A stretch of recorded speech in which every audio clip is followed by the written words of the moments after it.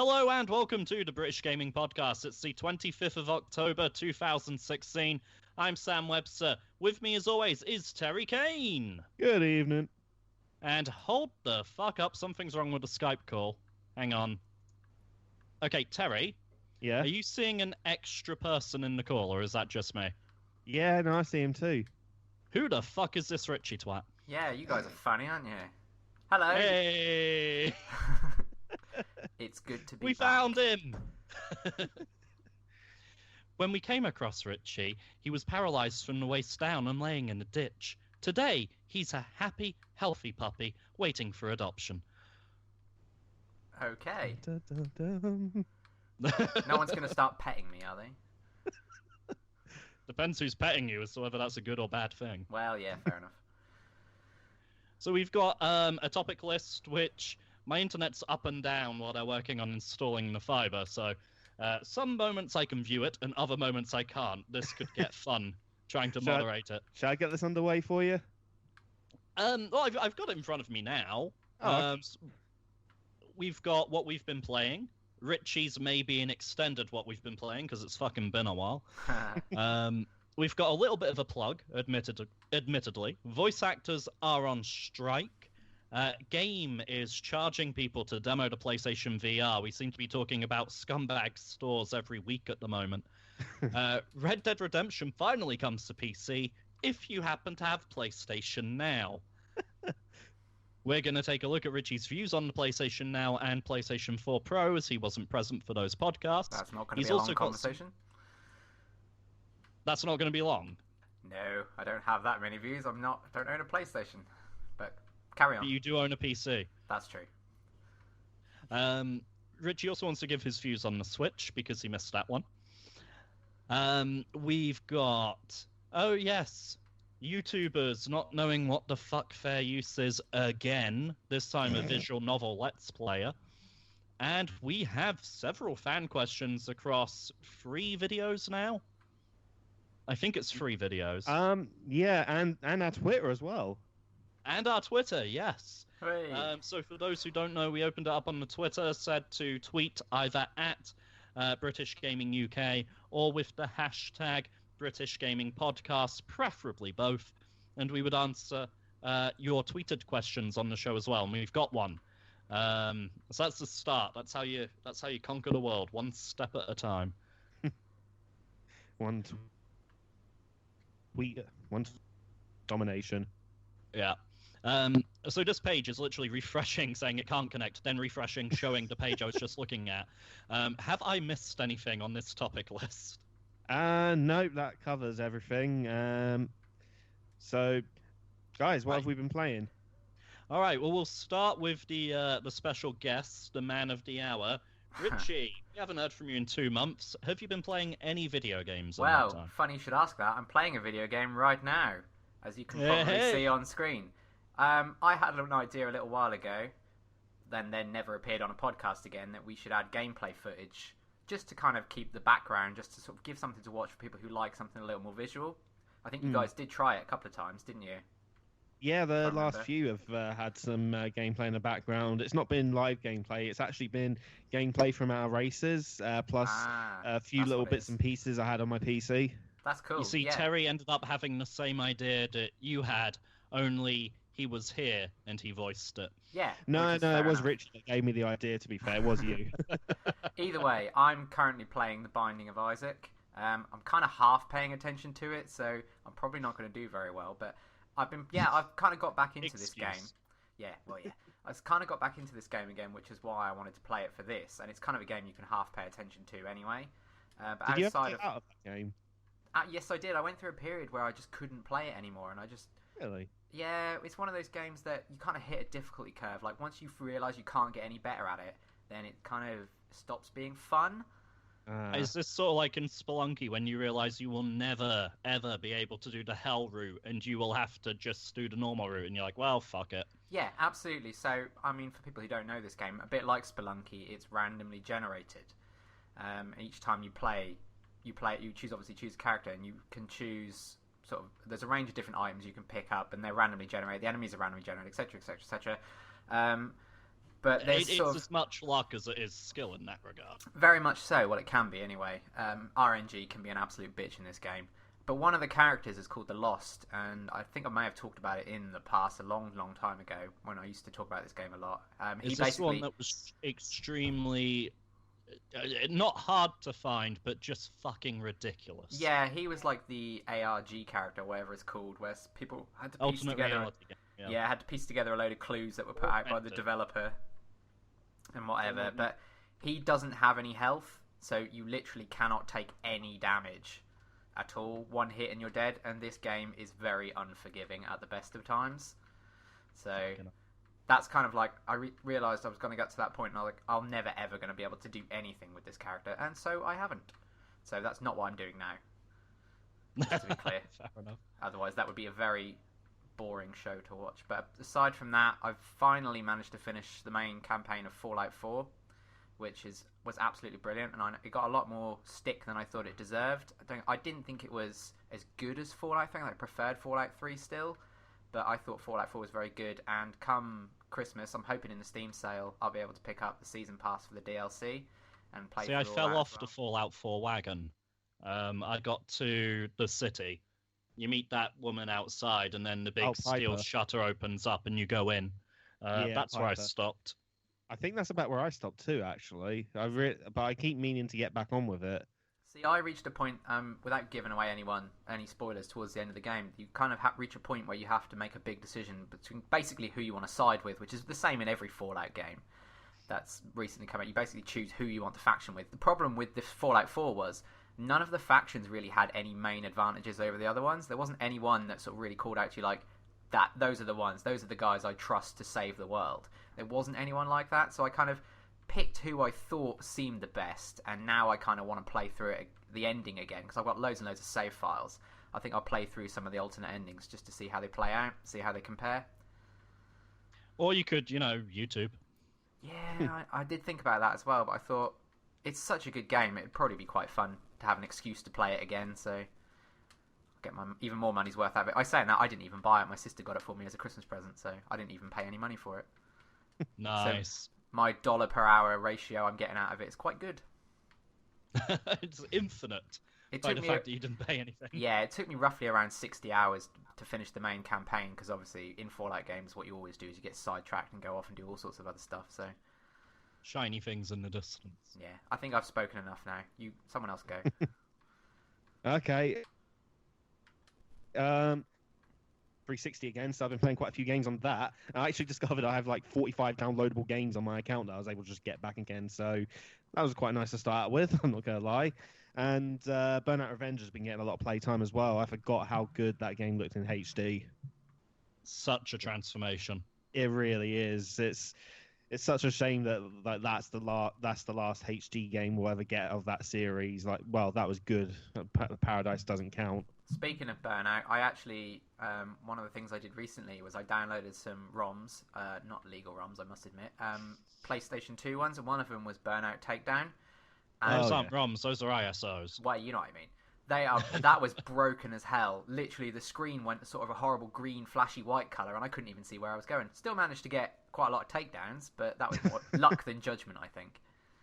Yeah, PS2 emulation still has a bit of a way to go, don't it? Yeah, pirating doesn't always win, unfortunately. It's a shame that one didn't get a GameCube version, because GameCube emulation is nearly there pretty much with most games. They got full compatibility now.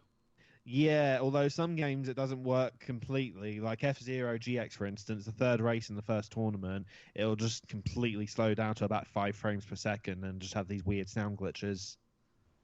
Okay. Well, at any rate, every game will boot now. Yeah, every game will boot now. Yeah, they got the last one. I think it was the Star Wars game that was the final holdout. Oh, really? One of the Rogue Leader games? No, I don't think it was one of the Rogue Leaders. I think it wasn't Episode 1 Racing Revenge. I don't think it was Bounty Hunter, but it was one of those kind of titles. We're going back about 3 months ago now. Do you know, I have the Dolphin emulator on my PC as well. And do you know the one game I use it to play is... Super Mario Sunshine? No. Although I have got that ISO ROM, whatever it is, downloaded as well, and I've been meaning to play through that again. I use it to play Sonic R through the Sonic Gems collection. Hey! It saves me breaking out the Sega Saturn. Yeah, I may have bought that for PS2 at one point. I've got it right here. The thing is, I've got my choice. I've got the obviously the Sega Saturn version, and I've got Gems collection just one shelf over. Still one of my favourite games of all time. So good. The thing is that we still haven't made our top 10 racing game video. You could still get in on that. There's time. So there would just be one game. It'd just be numbers 10 to 1 would be Sonic R. Oh, it just starts up. Can you feel the sunshine? Okay, we're done. Number 9. Will it brighten up your day? Number 8. Yeah. Just think about the good times. You've seen right this video now. And even if you did a different track for each one, you would run out of tracks by number 5. I could use the credit song, and I could use the replay versions without any lyrics in. Oh no, I mean like if you did each race track, because there are only 5 tracks, aren't there? Yeah, I know, but each song has a different variation, doesn't it? So True, it has and if the you do vocal version. If you do Radiant Emerald while playing as Supersonic, it does Supersonic Racing instead. Yes. So that's 7 tracks, isn't it? I just need to find 3 more. The title screen track, 8 tracks. Anyway, sorry, I digress. Yeah. I think the title screen is just Supersonic Racing. Yeah, but it's looped, isn't it? So that doesn't count. It's a different track. it doesn't play the full extended song. Okay, well, I'm outvoted. Also, got Crash Bandicoot XS for Game Boy Advance again, and my god, I forgot how much I love that game. It's just a 2D Crash 3, so it's brilliant. Imagine doing the bonus levels from Crash 2 and Crash 3, the side-on ones, but that's the entire game. That makes it sound really lame. It's much better than that, but that's more or less, that's like the elevator pitch, isn't it? I don't know. I mean, if I was a company marketing that, I would not pitch it to consumers like that. Fair enough. Anything else? Finally got a cartridge of Sonic Advance 2 again, and it's actually a Japanese one, but it has English language on it, so handy. And the seller even actually put in a DS box with printed out a label for it, so that's quite handy. Oh, always nice to go the extra mile. Yeah, I forgot that those boxes actually hold Game Boy Advance games, so I've been storing my loose ones in there. So. And you forget which one's in which box. Yeah, although Pokemon Leaf Green I remember well enough because that's in my box for Soul Silver. I'm still waiting on the cartridge for that though. Well, that makes sense. I tell you what, I've got one PlayStation 2 memory card. Then I put it in the holder inside a PlayStation 2 case. Bearing in mind, I have 110, no, more than 110 boxed PS2 games. Oops. The last time I couldn't remember which fucking case it was in. Oops. Was it in number 100? It was in number 102, I'm guessing. Not quite that far, but still ridiculous. Absolutely ridiculous. Right, shall I take a turn at the table? Oh, just one more game I want to mention. I made a game with zombies in it. Oh, for fuck's sake. Oh, before you go, I've got another one for my list. I've started getting back into playing Stardew Valley, which is fantastic. Oh yeah, isn't that game that's basically like Animal Crossing, but, you know, not... It's like Animal Crossing crossed with Harvest Moon. Yeah, it's like PC Harvest Moon. Yeah. Yes, pretty much, but better. Supposedly. Yeah, I saw someone do a Let's Play of that, and they made their character a robot. I think it might have been Team 4-Star, but I might be wrong. I have been, well, similar to Terry, I got some new purchases recently. I also got a cartridge copy of Sonic Advance 2 and 3. I think we covered it last week, actually, because I said about getting Nights into Dreams at the same time. Yeah. Yeah, we did a Sonic Advance race last week, which is up on the YouTube channel right now. Plug. It's me versus Terry. You can have a look to see who wins. Spoiler, And, not me. Because I wasn't there.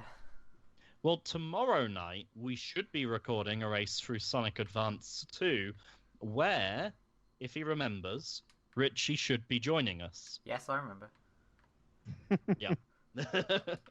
Whether or not I attend is another question, but I remember. There's also likely to be a fourth racer, however, we cannot reveal their identity at this time. Are they on like a list or something? It's the Stig. Genuinely, there are 3 people, and it's whoever's free on the night. Oh. So it's yeah, not a big secret. Oh no, it's not a big secret. It'll just be whatever sap has nothing better to do than race us. Yeah, that's why I'm joining in. Yeah, pretty much. If anyone's watching this gameplay, I apologise. I'm butchering this game. Well, you are trying to hold a conversation at the same time. Yeah. Just go with that. That'll be your excuse for everything. To be fair, at least you're not getting into heavy rage mode. Oh, fuck off. I would do if I wasn't on the podcast. At any rate, before Terry gives any more hints as to who won, other games. Dead Rising won on the PS4 version because I've written a 4-page review script for it, and now I've just got to record the footage and edit it. But that review is finally coming. So obviously have to play that to get the footage. Not that I mind, I quite enjoy it.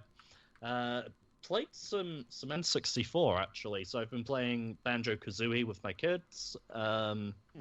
Oddly enough, Tony Hawk's Pro Skater 2 on the original PlayStation, that got a random play.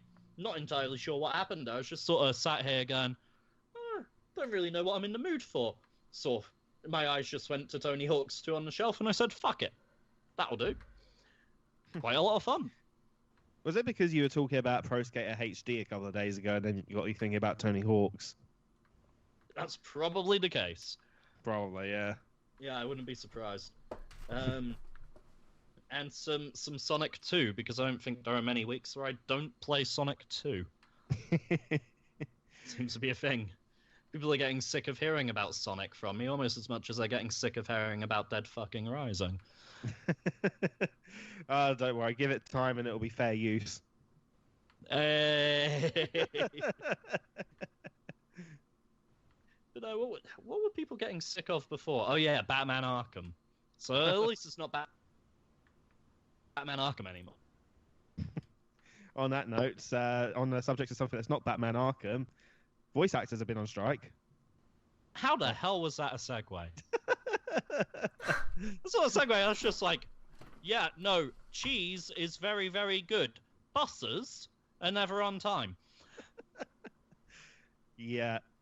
I wouldn't put that in your stand-up act. No. So actually, this article's been updated since I last looked at it.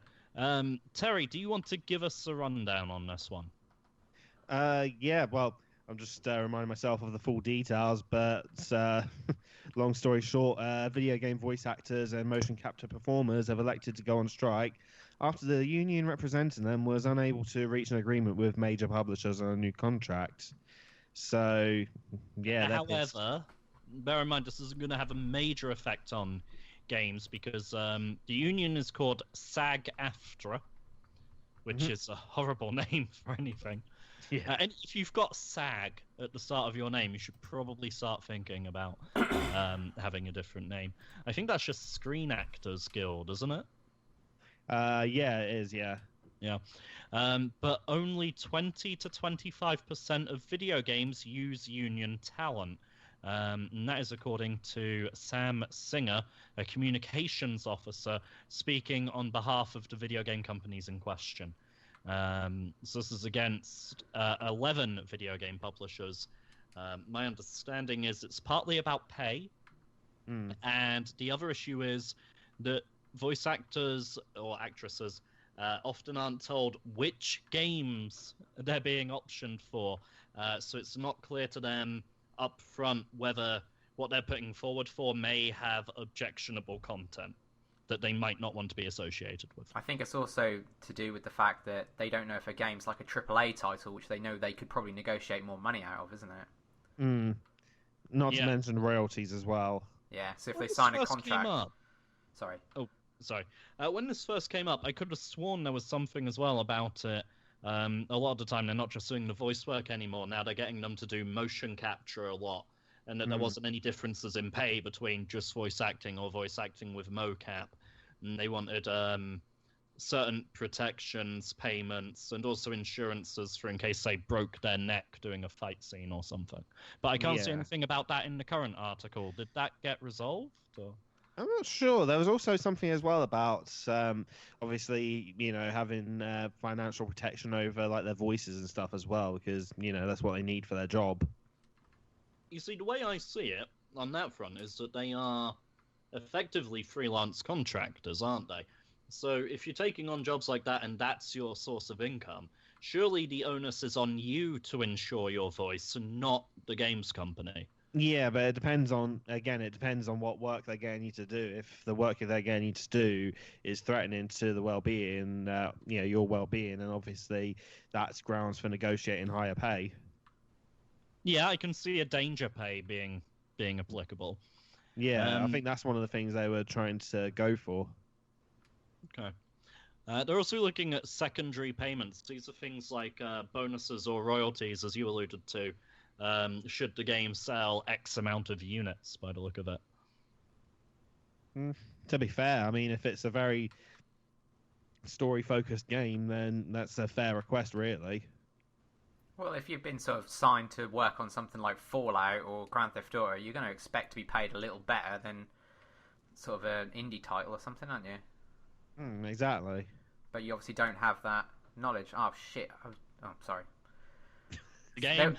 Well, there would have been an audio cue in the game, but I don't have any sound coming from the game, so I missed what was happening. Oh well, it's fine. Audio is kind of important in this game. Yeah, I was saying. The voice acting in this game's pretty limited, though. How much is the character linked to the voice actor? So, for example, people would probably flip their shit if anyone other than Nolan North was to portray Nathan Drake. As an example of it, fans went crazy at Capcom over Dead Rising 4. Yes, I managed to get Dead Rising into this. Because the voice actor for Frank West is different. Among other changes I've made to the character, which completely remove him from the character he was. People still debate over whether changing from David Hayter for Metal Gear Solid 5 was a bad or a good thing. Oh, to Kiefer Sutherland, wasn't it? Yeah. Yeah. Although from the sounds of it, Kojima had been trying to get rid of Hayter for a while. Yeah, that's true. That was a bit of controversy around that. Plus, you can never have too much Kiefer Sutherland. In my opinion. Okay. I think 24 was already too much Kiefer Sutherland. I'm watching his new show at the moment, Designated Survivor on Netflix. That's really good. It's hard to see him as anything other than Jack Bauer, though. Well, he did do that show for a while. Yeah. And so there we go. You said you can't see him as anything other than Jack Bauer. I mean, Nolan North and Troy Baker seem to make up about 75% of all video game voice acting on the globe, as well as now seemingly all anime voice acting. I mean, if we look at like Batman, the Arkham games, for instance, they didn't get. Oh my God, where's my brain gone? They didn't get Mark. They didn't get Mark Hamill or Kevin Conroy in that, did they? No, and actually, it's good that you should mention that because Mark Hamill is the Joker. There's no two ways about it. He was in the animated series. He is in the Arkham games. He is in the Killing Joke movie, which we don't speak of the Killing Joke movie because it was fucking awful. I didn't think it was that bad. However, do you know who they got to do Joker in Arkham Origins? Go on. Troy Baker. So, in my opinion, Troy Baker did a damn fine job, but what he did was a spot-on Mark Hamill impersonation. Exactly. Yeah. So he was still, like, the Joker didn't change. I can't remember who they got instead of Kevin Conroy for Batman, but Kevin Conroy, again, lots of the animated movies, obviously the 90s animated series. I don't know, Batman's a weirder one because Adam West is also very strongly connected to the character and reprised the role for both the Lego Batman games and the new animated Batman movie, which is based on the 60s show. Well, I mean, with Batman, there's different variants of iconic voices, but at the same time, they still have their own sense of iconicism in a way. Yeah, like Christian Bale's Batman is a very different Batman. Yeah, but everyone, is always like, oh, Batman, Batman! So, for anyone to deny the importance of voice actors is really kind of misguided at this point. Yeah, I guess it'd be like anyone other than Chris Sabat doing Vegeta. Exactly. Yeah, I wouldn't want to see that. However, there are some people saying, well, video game voice actors already get a hell of a lot of money, and how much do they contribute to the game?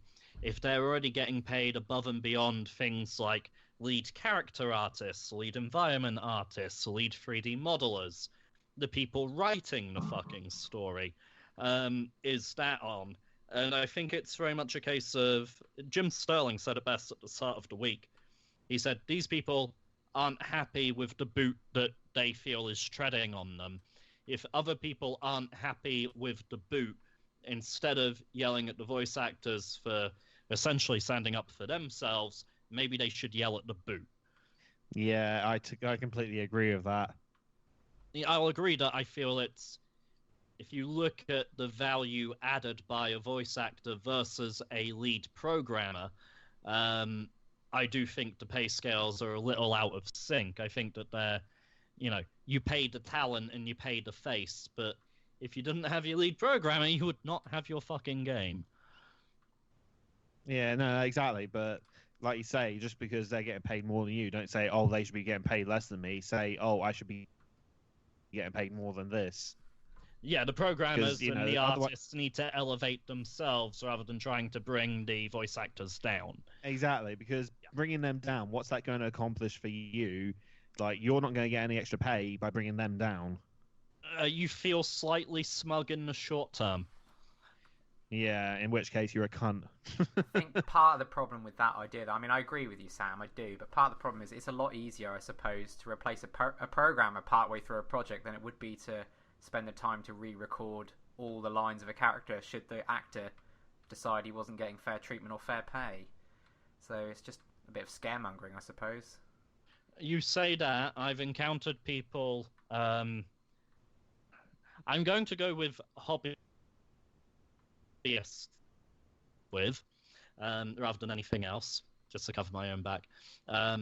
Anyway, in hobbyist environments where collaborating on a game and we couldn't replace a coder, namely because his code was so fucking messy, no one else could fucking decipher it. It was that inefficient and clumsy and cluttered. That is a worst case scenario, though, isn't it, really? You'd have hated it. Just systems layered on top of systems, codependencies left, right, and center where there was no need for there to be. I mean, you're on a proper university programming course now. You would have spent weeks untangling their webbed up bullshit. It takes me long enough to do my own. Mine's really basic. I probably wouldn't have even bothered by the sounds of it. Fair enough. I remember when I was having to do this freelance film project, and about halfway through, the actor who we got ended up pulling out, and because the person who was meant to be in charge of all the admin paperwork stuff didn't bother to get her to sign a consent form, we couldn't even use what we'd recorded so far. So we were halfway to our deadline. You didn't get a model release form? Again, that wasn't my job. You, in this case, meaning you as a unit, you and your team. Yeah, the admin person who was meant to do that didn't do that. And was it anyone's job to check in on the admin person? Who was, like, overseeing everything and making sure shit got done? She was basically in charge of the project. Okay, great. Yeah. Good And every time I'd be like, oh, I can help with this, I can help with that, I'd just basically get a, oh no, you're just the camera guy. And then like every time which by the way is a fucking offensive attitude to have. And then anytime I'd make a suggestion like, oh look, can we get this take done again because the lighting would be better from this angle, I'd just go, no, we can fix it in post. For fuck's sake. Yeah, that is not something you want to say to someone when they're trying to make you a fucking decent product. Yeah. So essentially, a video game is the sum of its parts, and while, yeah, I can understand someone being soured at one part is being valued more than their part when they may not agree with that, to have a go at the part that's being valued more highly, I'm really making a long fucking thing of this, aren't I? Is stupid. What were we even talking about? Voice actors on strike. Oh yeah. I'd totally forgotten. Fucking hell. Basically, the quote I like is, what the employers dismissively characterize as a strike over terminology is actually a strike over the respect and compensation that professional performers deserve. I quite like that. That's nice and firm. That's a foot up the arse. But people have been demonstrating. So 250 people apparently demonstrated outside of EA's Playa Vista, California office. And that was, well, the update went up today, so yesterday. It was kind of a small turnout, actually, for video game outrage, especially in California. You think they could have drummed up a bit more support. Yeah, I guess it shows just how overblown it probably was. It's probably obviously not that big of a deal. The thing is that people are plenty happy to, go online and be a keyboard warrior and talk about it and do exactly what we're doing right now. However, when it comes to, the protest is local to you right now. Like, you can get in the car and go help these people out. I mean, how many video game fans are in California? Yeah, well, more than 250. Yeah, a lot of people aren't willing to put their money where their mouth is, are they? Well, a lot of people lack integrity. That too. So before I piss everyone off again, because I've got a habit of doing that, let's move on to attacking something that we can all agree is bullshit. Oh, yeah. Do you want to try out the PlayStation VR to make sure that you aren't affected by motion sickness, that the tech actually works for you, and that you don't have any eyesight problems you didn't know about which may interfere with it? Do you just want to make sure that, it's not really just a gimmick? Well, the good news is that you can demo the PlayStation VR right now at your local game store, or at least most game stores, for the small fee of £5 for 10 minutes. Go. That's an absolute joke. I think it was £10 for 30 minutes as well, wasn't it? Something like that. £15 for 30 minutes. They don't even offer you a fucking discount. Good God. I thought it was just discounted. 5 times free for 3 times the length. It's like, basically, hey, pay us so we can market to you. Pretty much. Did you see Game's official statement on it? What? No, I haven't. What's their statement? Yeah, wasn't it just to do with they need to pay their staff or something like that? Covers yes, all that. was it. I've got the exact wording here because the internet is actually holding out for the. It's a little bit of disruption now, but it'll be so fucking worth it when that fiber comes in mid-November. So, our paid-to-play PlayStation VR experience is a game-led initiative. So to translate that into English, our ripping you off is our decision, and Sony haven't forced our hand. So, well, Sony commented on it as well, didn't they? They said about it. They released a statement. Yeah, saying it's Game's decision to charge for it, and they're under no obligation from us. So they go on to say, the cost to use the in-store PS4 pod is entirely refundable for customers that go on to buy either the headset itself or a PlayStation 4 console. The payment allows us So basically, if you buy the fucking thing, you get your $5 back. Woohoo! Way. Yeah. The payment allows us to ensure that we have dedicated staff manning the PlayStation VR pods who have been fully trained to adhere to the best practice demo guidelines. I'll get to that in a second. There's a little bit more. The demos are intended to give our customers access to one of the most exciting new gaming technologies in 2016 and provide them with the opportunity to get a feel for VR before they commit to buy. Yes, that is what a demo fucking is. Our demos are intended to give our customers access. This is already something that's gated off. Yeah? Exactly. This is already something that isn't available to everybody. To then say, oh, to give you access, we're doing you a favor. Paupers, look, you can play it too, is fucking elitist bullshit. The opportunity to get a feel before they commit to buy. You're committing to buying time on it as soon as you use it. Yeah, that is a transaction. Yeah. Okay, should we look at this fucking... The payment allows us to ensure that we have dedicated staff. Number one, game staff have never been dedicated to anything. Least of all customer service. Number two, with the exception of... No, actually, Terry, you complained about customers all the fucking time when you worked there. No, I didn't. You were talking about people who didn't even really know what the different consoles were. Yeah, but it was kind of cute and charming, like a little old lady that was like, I want a Nintendo Xbox. So it's just like, he says this now. I just want to help her out. Dig your way out of a hole. Yeah. So, yeah, to pay your staff. So, what do game staff get per hour? And Terry, you can tell me this because you got paid it. Yep, fuck all. Fuck all? That's not very nice. Well, that's slave labor. Minimum wage. Minimum wage, basically. It's minimum wage, mm-hmm. which is about, what, £7.60 per hour now? No, it's like $7.20 an hour. Oh, okay. Sorry. I was about to say I've not had to keep track of it for a while, and then I realised how pretentious that would sound. Yeah, you pretentious never. No. Oh, shit, that reminds me. We have a game this week. Oh, an audience participation game, which doesn't cost anything to play or try. Maybe it should. So, I think they're paying enough by listening to us. For fuck's sake. Aren't we all? The game is called Joke or Jab.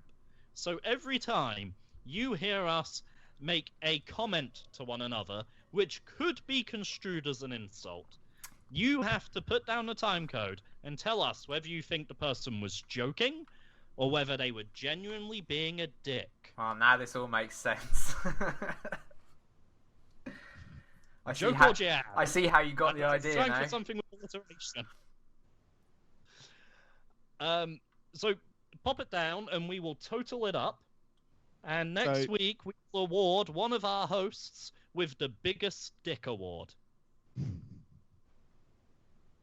Which actually now sounds kind of complimentary. Yeah, it kind of does a little bit. Yeah. I will think of a new name for the award. No, I think that should stick. We can have a little jingle for it and everything. Big dick. Do. So anyway, £5 per 10 minutes, £15 per half an hour, so £30 per hour. Game, you do not pay your staff £30 per hour. No. You don't. You don't need £30 per hour, and besides which, what you employ your staff to do already is to serve customers, answer their queries, and sell them shit.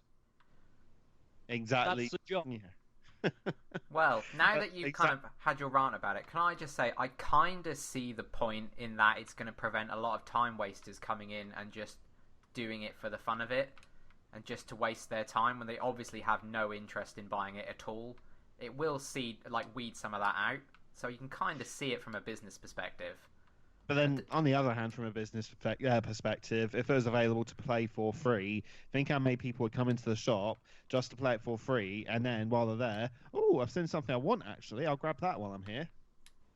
It's a reason to bring people into the store. It could be, what's the term? Not a loss leader, because they wouldn't be making a loss on it. But it's an incentive to visit. I mean, Sony are, if you're patient, Sony are doing a tour of the UK with the VR, and you can go try it for free. I was going to say, that are they the only place that's actually having it? No, not at all. Well, what's the they're problem coming then? to Cabot Circus in Bristol soon. I saw the posters up for that last time I was there. Huh. Yeah. So Sony are touring the UK, hitting all the major cities. Problem solved. Yeah, don't go to fucking game and don't pay them for it, Christ. Oh yeah, I was never going to. I'm not saying I agree with their shady business practices, but from a businessman point of view, you can see why they've taken that approach. No, I think it's greed, and I think it sets a dangerous precedent. If they can charge to demo the VR, what else are they going to start charging for? Well, they almost went out of business once, so maybe this will push them over the edge again. Who knows? It's like, hey, you have to pay £5 to be able to enter our store to shop, but don't worry, you get that £5 off a purchase. Oh, don't. Then you enter convention territory. Oh, Hi, it's good £20 to come into this Comic-Con, which is only dealers' tables. Shots fired. Like On I the said, note of conventions, that's another way to try this thing for free. I've gone to a number of trade shows, both for my day job and for fun. It's weird, actually, going to a show on a Thursday. Because the ones... Industry shows are on weekdays, usually, because that's when everyone's normal working hours are. So to find yourself in London trying out an Oculus Rift on a Thursday really fucks your week up. Because then you get home and you're like, wait, it's Friday tomorrow? No, that's not right. But, you know, so I've tried a variety of headsets. Unfortunately, due to my left eye being a lazy piece of shit and having no depth perception, I get ghosted images. It doesn't really work for me. And I get really terrible motion sickness on pretty much every VR headset I've tried. I've heard reports I got to find that out for free. I've heard reports from people who like haven't got any, sight deficiencies that it still makes them feel sick. You were very selective on your wording with that, weren't you? I don't know if I've been on this podcast since I got the Samsung. I've got the Samsung Gear VR. I bought that back in May, June. I haven't had any problems to do with motion sickness or anything like that, but unfortunately that headset's not the best because you control everything with a little touchpad on the side. But I'm a big advocate of VR, and I really, really wish I could afford the Vive, but I can't because I'm not rich. Only by name, not by nature. I don't see VR lasting just because of the high barrier to entry. Like, it's a cool thing if it works, like it's conceptually, but I just don't see it, lasting. Like, it might come back into circular technology in like 10 years, like how 3D's been doing that, but I don't see it sticking. No, that's fair It also enough. seems to lack a killer app at the moment. Yeah, see, as I've said before, I think PlayStation have been doing VR the best in regards to getting actual support for it. They've been more, this is what it will do, as opposed to the others, where it's like, this is what it can do. But I don't think this is going to help. No, and on top of that as well, all the different VR headsets are fighting for freaking exclusive rights to certain software and certain games, so that's gonna increase more the barrier to entry as well. And not only that, I've had reports from friends and family members who this game thing specifically has actually and actively put them off VR because they don't like what game are doing. They don't like the snobbery that is implied. And actually, instead of just associating that with games' terrible fucking business practices, they're actually associating that with VR as a whole. And they see it as something for people in ivory towers who look down their noses at the rest of the world. And gamer perpetuating that feeling. So it's... Add to it the fact that it's really expensive technology. I mean, the cheapest one is the PSVR, and that's still £350. Before you even get the Move controllers and the PlayStation camera. Yeah, and I still think it's a piss take that Sony upped the prices on the Move controllers just because they could, because it's 6-year-old technology. I mean, that's just a joke. It's £8. It's £80 now for a twin pack.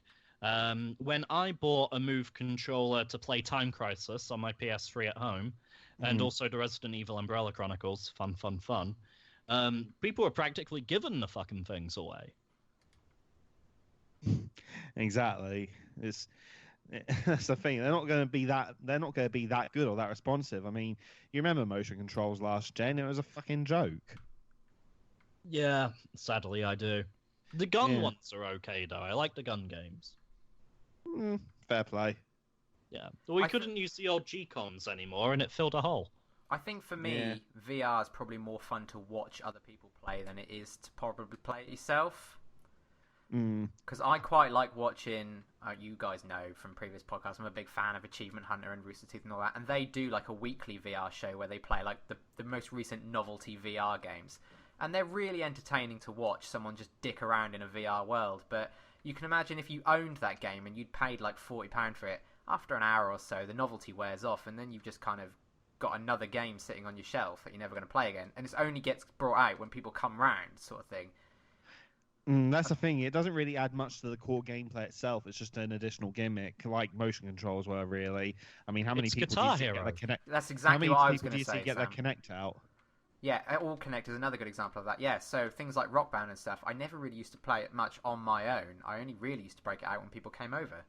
Rock Band, Guitar Hero, because that's what it was. It was a social thing. But then VR Which, is to be fair, at the time was like every Saturday. Yeah, true. And VR is like the anti-social because you can't play it as a group. No, it's like, that's true. You have a group of friends over and you go, check out my VR, it's so much fun. And then one person put a headset on, everyone else just watches them wiggle around for a few minutes. Yeah, exactly. And the amount of people that have probably just spent a shit ton of money on a 4K TV or something like that, and then suddenly they're being told, oh, hey, put this headset on, don't look at the TV. A mate of mine who would prefer to remain anonymous, who privately messaged me, simply because we were talking about VR anyway, has said that for gaming, it's been really shit. Apparently, VR porn, though, is... I've heard that, that's yes. I've heard that, and there are apps on the Gear VR store for the headset I own that you can use for that exact purpose. I'm pretty sure you have to sort of allow third-party apps. I don't think it's actually on the Samsung store. No, and they said what was really weird about it was like, there's this woman supposedly kissing you and that, and your body's like really freaked out by the fact that you can't feel her breath or any warmth from her body or anything, and there was a really weird disconnect. And then he went as far as to say that when obviously the frothing was going on, that didn't match up either. So he couldn't fully enjoy it because his brain was like, "There's a lot of missing information here. This isn't all clicking. What's going on?" It's good to see this podcast hasn't changed.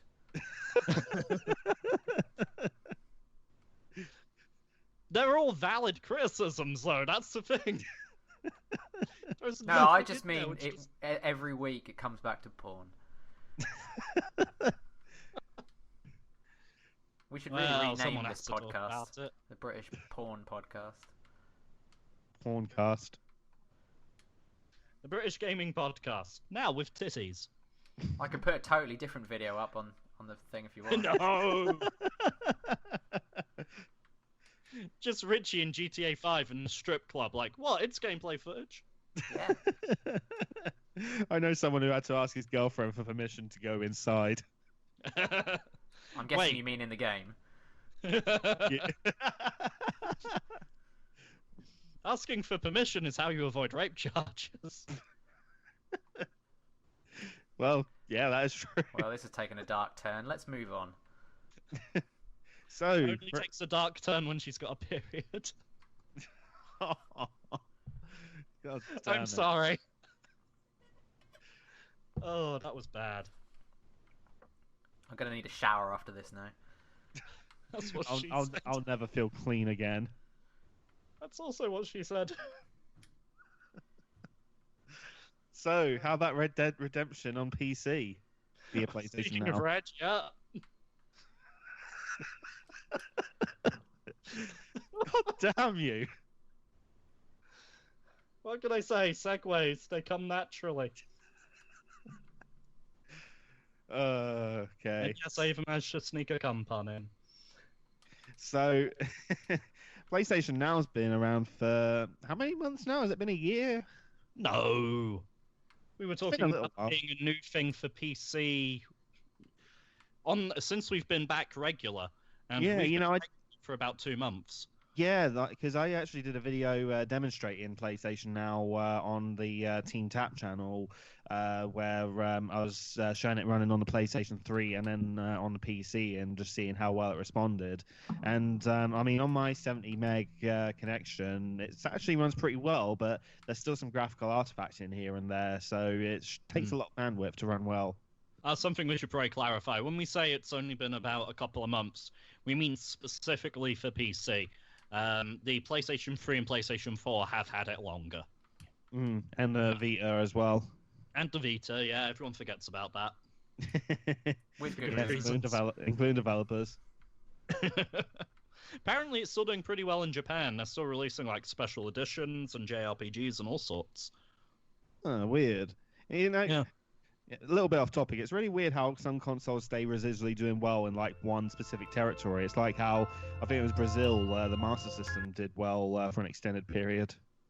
They were still getting Brazilian Mega Drives were still getting ports of FIFA up to about FIFA 14, and what they were porting was some mobile phone versions of the games.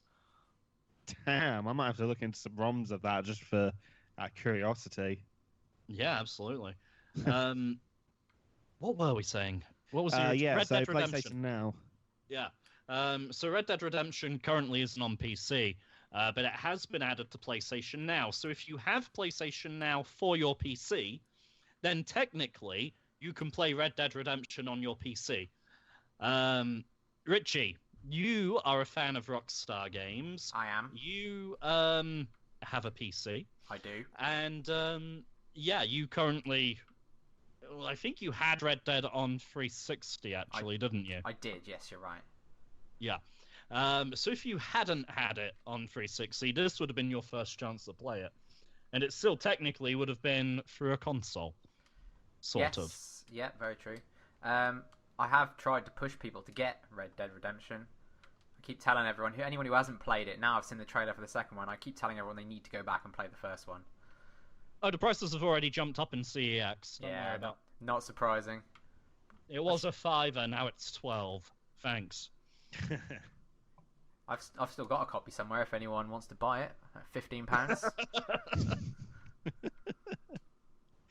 You know. Yeah, no, I had Red Dead Redemption at one point on Xbox 360, but I just never properly got into it. I think the thing is, though, I got around to getting it after I'd already played the hell out of GTA 5, so it felt like a step backwards just because, obviously, it was using an older version of the engine, or probably even the engine, and just felt a bit different. I don't think you can go back to it. It's one of those where I had it and beat it on Xbox 360, and then when I got my PS3, I rebought it for the PlayStation, and I think I've barely even played an hour of it on the PlayStation. Oh, I don't know. I think it still holds up. I mean, don't get me wrong, it's no GTA 5, but I think it still holds up.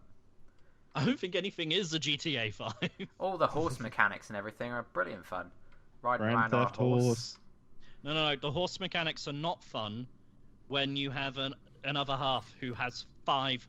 Well, no, not 5 anymore, actually. She got rid of one. Anyway, another half who has ponies. Because she sat there the entire time nudging me like, it's cantering wrong. What? Canter, that's not how the muscles work. Like, yeah, cheers for that. That really factors into the gameplay experience. Yeah, I needed to know that. Like, you would not be able to catch that horse that easily. No, sorry, that doesn't work. Well, she does it to fucking Roach in The Witcher 3. I didn't have that problem. It's annoying. So yeah, you don't want to see what ride any Epona then in Zelda. Oh no. I'll tell you what, she actually has a moan at Roach from Witcher 3 for his stamina going full pelt. She's like, that horse can barely last. You wouldn't use that as a professional. God, that wants to go to the knacker's yard. Damn. Right, okay. I guess dark. Gerald's horse is shit. You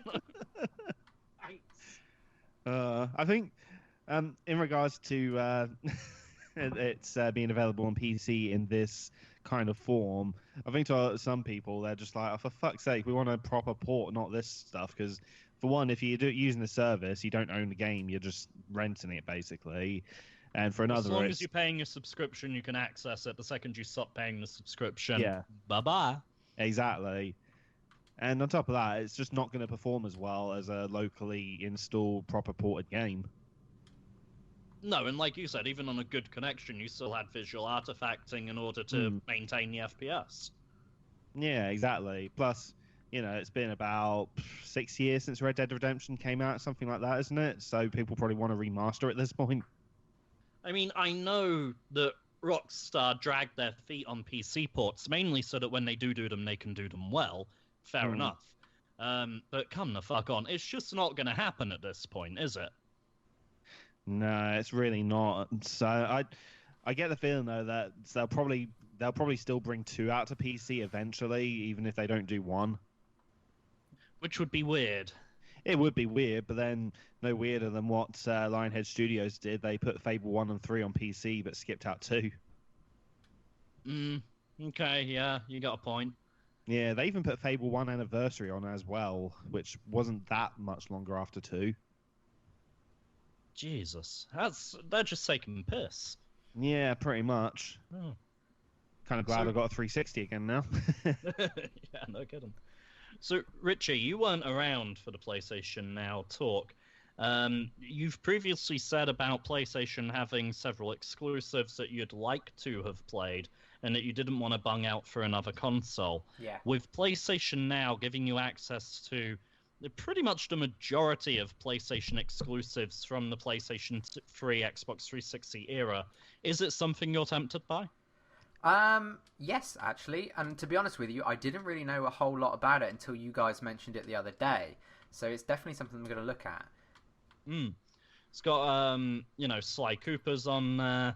Uncharted is on there. God of War is on there. I think The Last of Us is on there. Yeah, see, The Last of Us is one of those games that I really feel like I missed out on.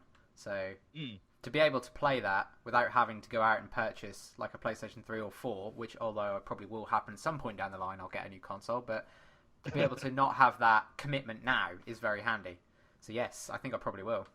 Yeah, especially as it's only a month-by-month thing. You don't have to commit to like 6 months or anything like that.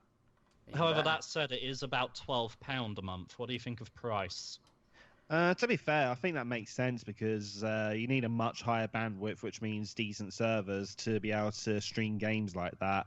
So I can see why it costs a little bit more than, say, a video service like Netflix, just logistically from the cost of it actually running. As long as I can see myself getting enough game time out of it for the month that I've got it, then yes, I could definitely see me getting my money's worth out of it, considering it would cost me a lot more than that to buy a console and probably all the backlog of games I'd want to buy. Haven't there been MMORPGs in the past that have charged that per month? And that's just for that one game, whereas with this you get like a ton of them. Terry the Salesman. Well, I had a short stint where I played World of Warcraft. I say short stint. It was about 6 months where I played it with a friend, just because he was really into it. I wasn't really that bothered, but I just liked playing games with him. Yeah. And that was £10 a month, and I probably didn't get £10 a month worth out of it every month. Like, I did some months I definitely did, but some months I definitely didn't. So We've got, 400 games on this thing at the moment? Well, exactly. Really? 400? That was 300 when I was last paying checked. £10 a month for one game, so... I mean, don't get me wrong, World of Warcraft is a big game, but it was still just one game. There wasn't like I could feel like, I don't feel like playing World of Warcraft today, I'm going to play a different game and still get my money's worth, because it just didn't work like that. No. So, this is definitely something I am considering. Yes, you're absolutely right. Plus, one handy thing about this is, unlike playing a PS3 on a local copy, you're not thinking, oh god, I hope there's not an update for this, because they have the most updated version streaming from their end. Yes, you won't have to download any updates, no mandatory installations. No, as long as you've got at least a 70 meg connection, you're fine. Oh god, you don't even have to worry about hard drive space. Exactly. Welcome to the future. The only thing with it on PC is if you end up on a game like Flower that makes use of 6-axis support, you're going to need a PS4 controller and the official adapter for it. But if you're not using a game that has 6-axis support, then any X input controller will be fine. And let's face it, 6-axis was something they dropped like a fucking stone within about a year. Exactly. So as long as you're not looking to play Journey or Flower, you're basically fine. Journey's fine without a 6-axis. Is it? I thought it still made use of it for for the camera and stuff. No, you can turn 6-axis off and just use the right analog stick for camera. Oh shit! It's been a while since I played that. I'll take even your word things for it. like the original Uncharted used the 6-axis for throwing grenades, but you can go in the options and turn that off. Yeah, no, I do remember that one. I recommend turning that off because trying to throw grenades with a fucking 6-axis is a joke. Oh, it was atrocious. I remember when I first heard about 6-axis, I thought, oh, this is going to be so cool. And I got Burnout Paradise for PS3 thinking, oh, yeah, driving game with a steering wheel controller. And both the control and the game were fucking atrocious. So, they use Burnout to try and advertise it as people naturally try and lean into the corners in a racing game anyway. So what if the controller recognized that and helped you round the corner when you did it? That sounds awful. Yeah. That sounds very off-putting. Yeah. One. Oh, sorry. Carry on, Sam. No, you go ahead. I was going to say another thing as well is apparently Red Dead Redemption has been added to the Xbox compatibility list on the one for 360 games. That's probably raised the price up on that front for that reason. Great.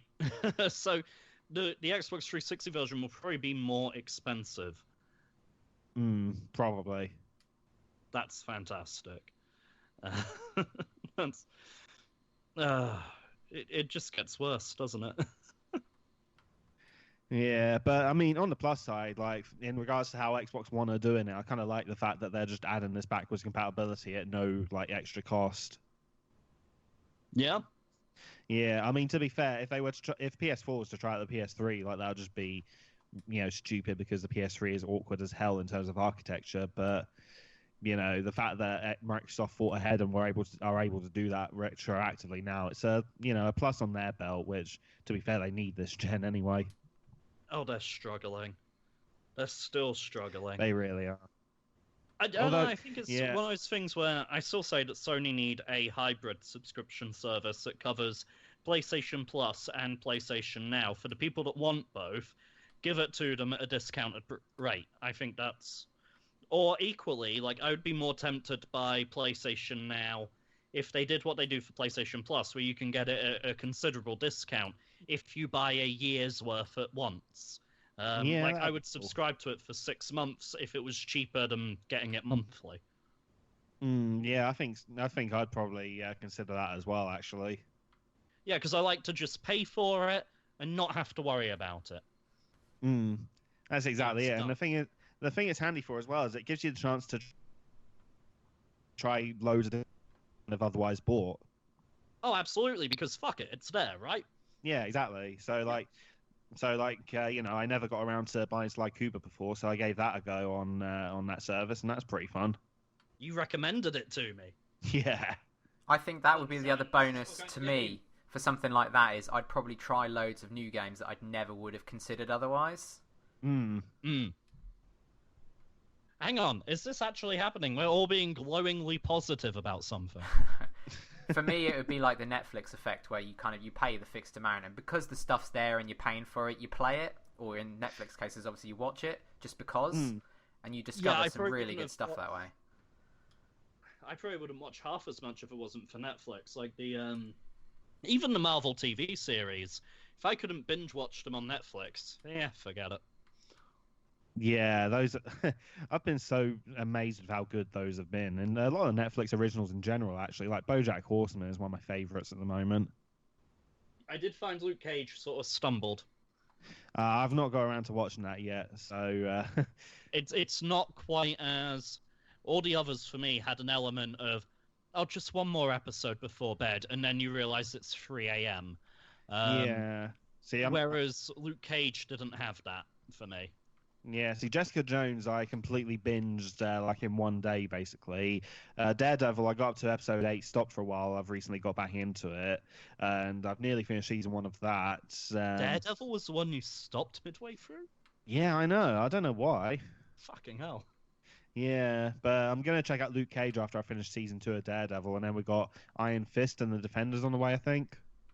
Okay. I don't know. Yeah, it is. It's Iron Fist and then the Defenders in that order. Yeah. Yeah. Well, yeah, that makes sense because the Defenders is like all of them together, basically, isn't it? Yeah, it's their little version of the Avengers. Pretty much. Only at street level. I got to use the word street in context. I'm quite happy. Look at Sam going gangster. Yo. So, Richie, those were your thoughts on PlayStation Now, which actually you seem to be much more for it than I thought you'd be. I thought you'd be a bit more apathetic about it. Why is that? Why did you think I'd be more apathetic? You just are in general. It's sort You of just your mean persona is quite yeah. Generally quite cynical is what you're trying to say. Lots of things roll off your shoulders. That's fair. That's fair. Yeah. I've never known you to get particularly hung up on anything. No, not really. Which is a shame. I wish I had a more intense personality sometimes. I'm quite glad you don't. Fair enough. I don't think we could have been friends if you did. What, because there'd be too many of you? Oh, cheap shot. Sorry, you were going somewhere with that. No, just in general, I'm surprised that you're, as for it and as much of an advocate for it as you are. It's actually refreshing. I'm a very big fan of the Netflix model, so it's not surprising, I suppose, really, if you knew that, which obviously you didn't, that I would be a fan of this idea. Don't you start playing the If You Know Me game. No, well, I just mean you don't care that I watch a lot of Netflix. That's not interesting. That's not part of knowing someone, is it? Yeah, debatable. At any rate, it's a good model. I mean, it works. Oh. I mean, it works for Spotify as well. Yeah, again, I've used Spotify constantly for the last 2 years. I love it. It's really good. I'll tell you what, if Amazon did like a Kindle subscription like that, I'd be tempted to probably read more. Yeah, do you know what? I subscribed to Audible thinking that's exactly what it was. But it's audiobooks. But it's, well, yeah, obviously. But I mean, it's audiobooks where you only get one free book to listen to a month. If you want to listen to any more, you have to pay separately, even though you're already paying every month for it. That's a bit shit. Yeah, it was a bit rubbish. Yeah. Don't get Audible, people. Oh, don't get me wrong. It was a good service. The one book I did listen to each month, I always really enjoyed. But then I always really begrudged the idea of paying any more after already paying like £10 a month for it. To be fair, so you pay £10 a month, which is, you can go in Waterstones and get any book you want for £10. Audiobooks are expensive, like just as a standard. Yeah, they are. Okay. Like £10 for a single audiobook is actually quite cheap. Okay. Well, the book people were at my work today, and they were selling CDs of 20 Roald Dahl audio book CDs for £20. So it's £2 a book. That's amazing. Yeah. I mean, they're gone now, so I can't. It's not like they're back tomorrow, so I can't pick one up for you. Well. But yeah. Where were we? So what I do care about and what I do want to hear about from you is your views of the Switch, because you weren't about when we recorded that. No, that's very true. I love the idea of the Switch, and I'm genuinely considering getting one. And as someone who's put off buying a console this generation, basically, I mean, how long has the Xbox One and the PS4 been out? It must be a few years now. 3 years. About 3 years. Yeah, and I haven't purchased either one of them. I think I probably will choose the Switch out of all three first, to be honest with you. I think the idea of it's brilliant. I mean, I'm not going to use it, obviously. No one's going to use it like they do in the adverts. I'm not going to take it down the park and meet my friends. That's just not going to happen. You'd have to have friends first. Well, yes, that would help. But, I mean, it'd just be handy to be able to... It's basically, obviously, it's a mobile games console. That's what it is. That's the whole point. But just having something like that would be really handy, because it's really frustrating when you go around, especially for me, for someone else's house. You want to play multiplayer games, but all you've really got is a PC. And there's not really that many good multiplayer split-screen games on the PC, and we always struggle to find something to play. So I think this will help to fill that niche for me. Okay. On that note, I'm going to recommend Rocket League to you. I find it interesting that you say, because you started that not with when people come around yours and all you have is the PC. You said when you go around someone else's and all that. Well, I meant both ways. Both ways. Okay. When someone comes here or when I go around someone else's. Because the thing is, your house, you've got control over that. If you haven't got multiplayer games in your house when people come around, this is a shame on you. Other people's house, what are you going to do about that, really? Other than defriend them. Well, that's the thing. I always think that I should invest in more multiplayer games. And every time I invite someone over, I think, oh, yeah, it's going to be brilliant. We're going to play multiplayer games. And then they come around and I'm like, oh, I haven't bought any games since you last come around. Why didn't I do that? So the last time I visited Norwich, I'm pretty sure we had to provide the games and bring them with us. You are correct. Oh yeah, I brought my PS2. Yeah, we brought a console with us. It's a problem that I'm very aware I need to fix, but because I don't need to fix it in between the times when I realise it's a problem, I don't fix it. Because it's not an issue when no one is here, I don't think to then fix the problem for a later date. And then when someone turns up, you go, ah, shit. Yeah, exactly right. Yeah. But in my head, it all sounds really brilliant. I'm like, oh, they're coming over. We're going to play games together. It's going to be excellent. Make a whole night of it. And then they get here, and I'm like, This is 100% you. There's nothing here that's surprising me. To be fair, I mean that was part of the reason I ended up getting a Wii U this generation. And I'm looking at the games I've got for it, and most of them have multiplayer. I think there's like 2 games that don't, and one of them is Mario Maker, which has been one of the best pass the pad games I've played in ages. Yeah, I think it's the same for me. The only time I really go around someone's house and end up playing multiplayer games together is when I go to my mum's house and my sister has a Wii U as well, and we play like Mario World and Smash Brothers and all that, Mario Kart and all that. And Nintendo are just, for me, they are just the king of that market. I don't think anyone tops them for there's it. some people locally where we're looking at my heatings currently being, we had the Arga was supposed to heat the house. We found out that the Arga has a problem. There was an issue with the flue. Smoke was escaping into the kids' room. Really not an ideal solution. But that was meant to heat pretty much the entire house. Yeah, it kept us warm.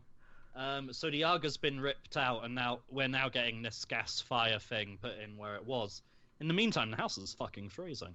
So we've been trying to organise a gaming night, but it's on hold until the heating issue is sorted. There's a few people locally, and every time we're talking about it and saying, they're like, oh, what have you got in your library? What have you got, this, that, and the other? The ones they're getting most excited about are the Nintendo 64 games. Yep. Like, that's the party console. It's got 4 controllers.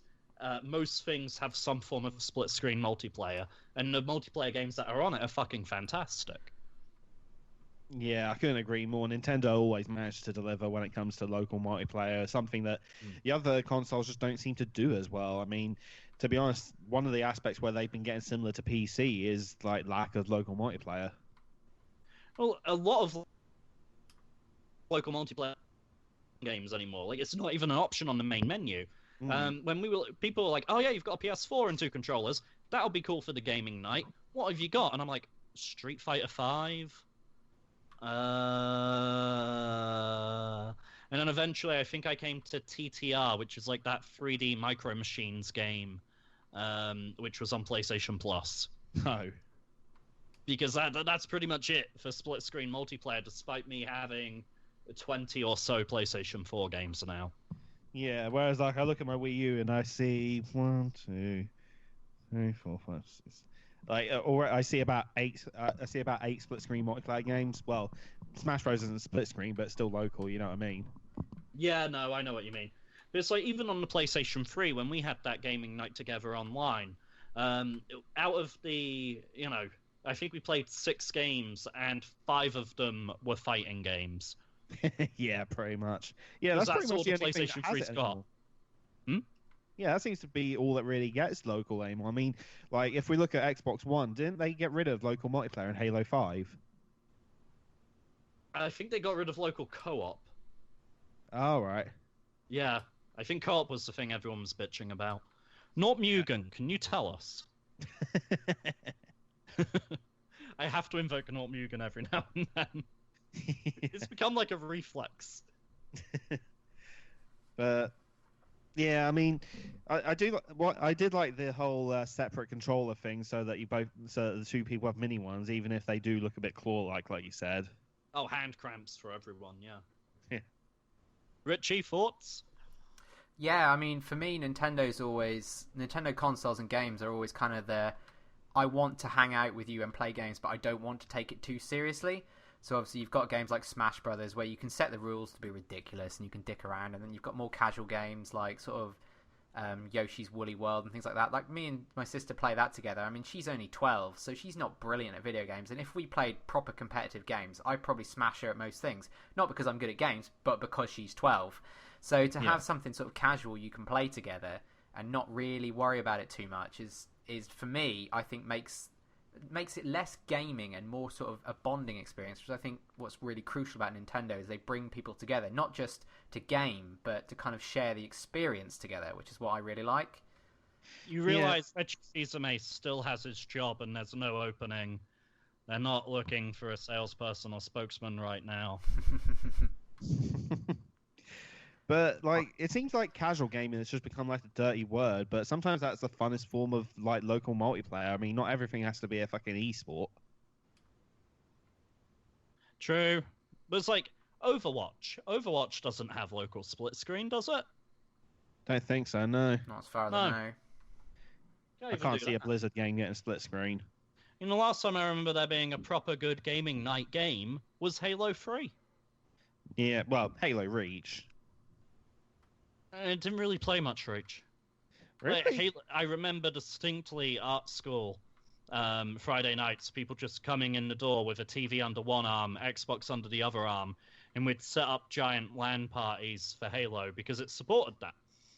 Yeah, and it supported 4 people on the same console over LAN as well, which was pretty cool.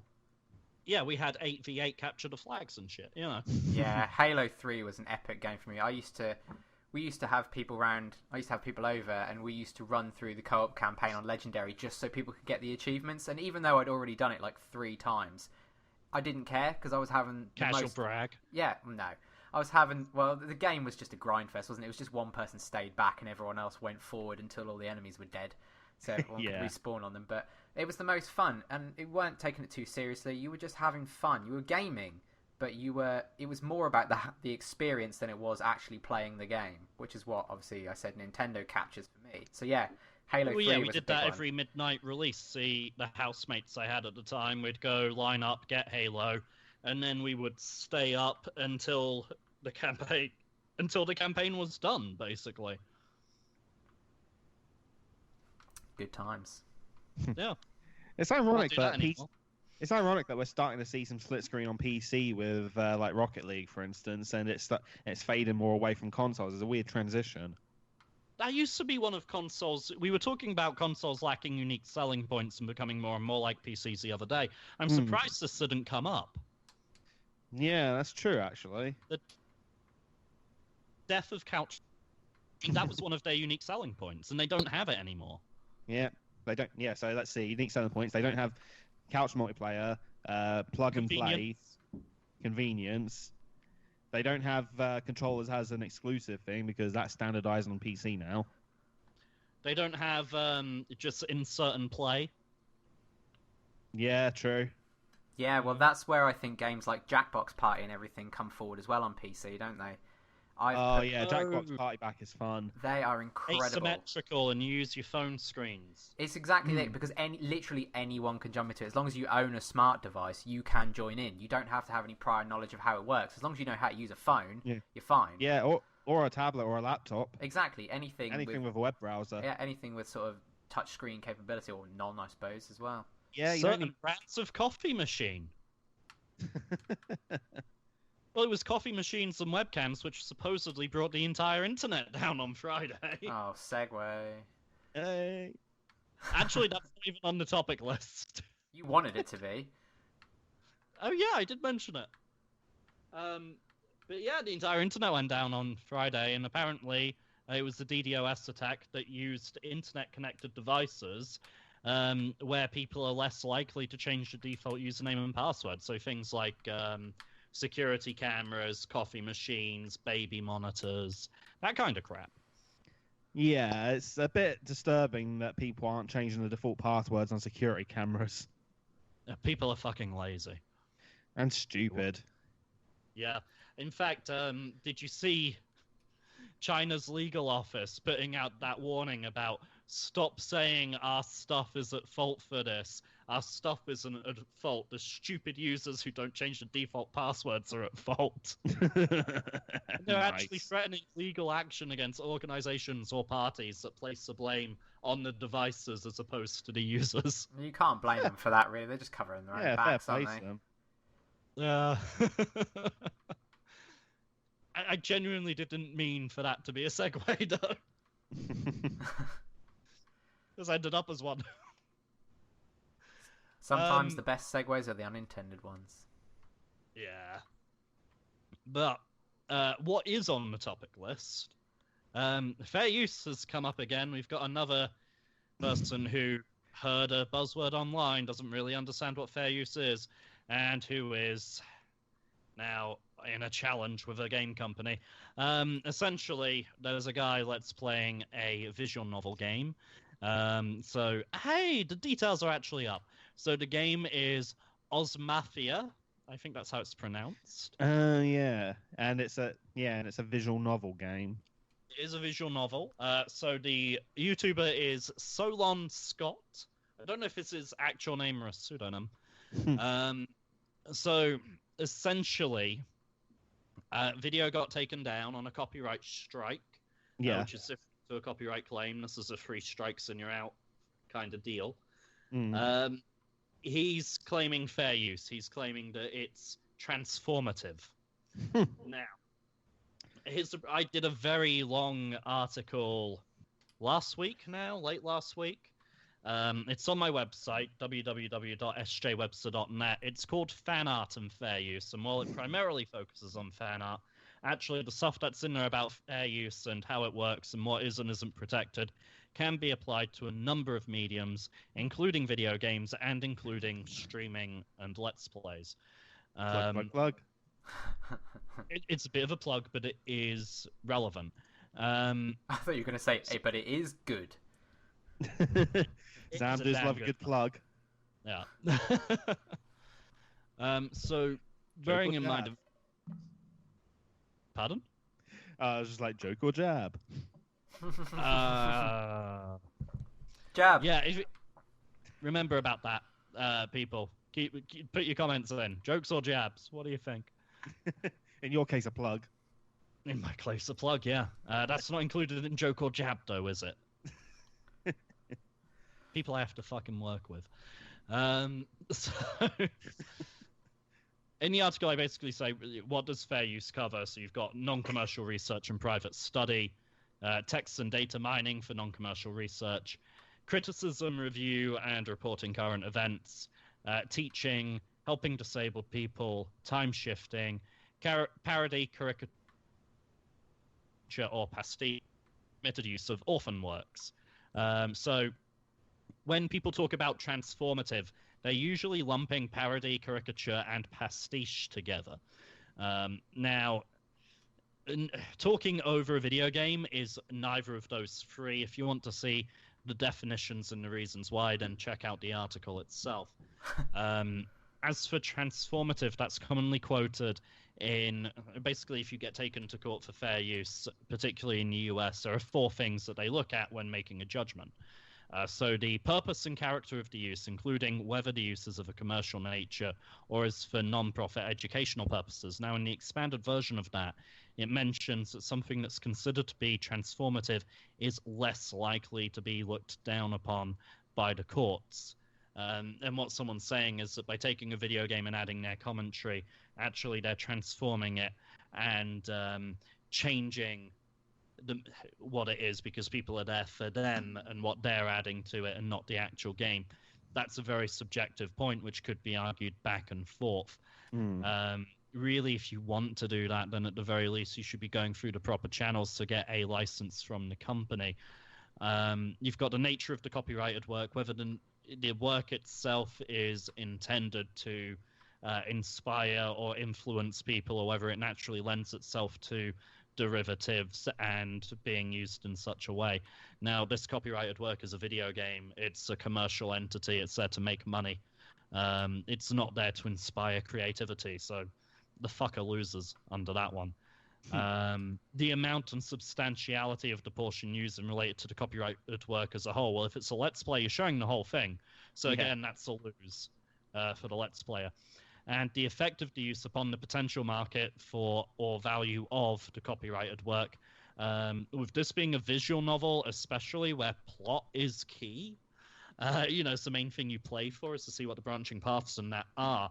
You could argue that people will watch a Let's Play instead of buying the game, and that's what's theorized to have happened with That Dragon Cancer, DRS, and various other games.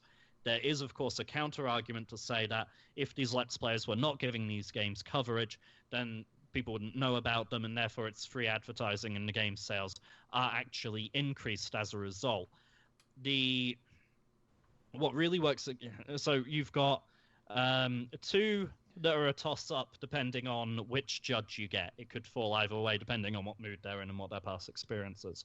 And two that are definite losers.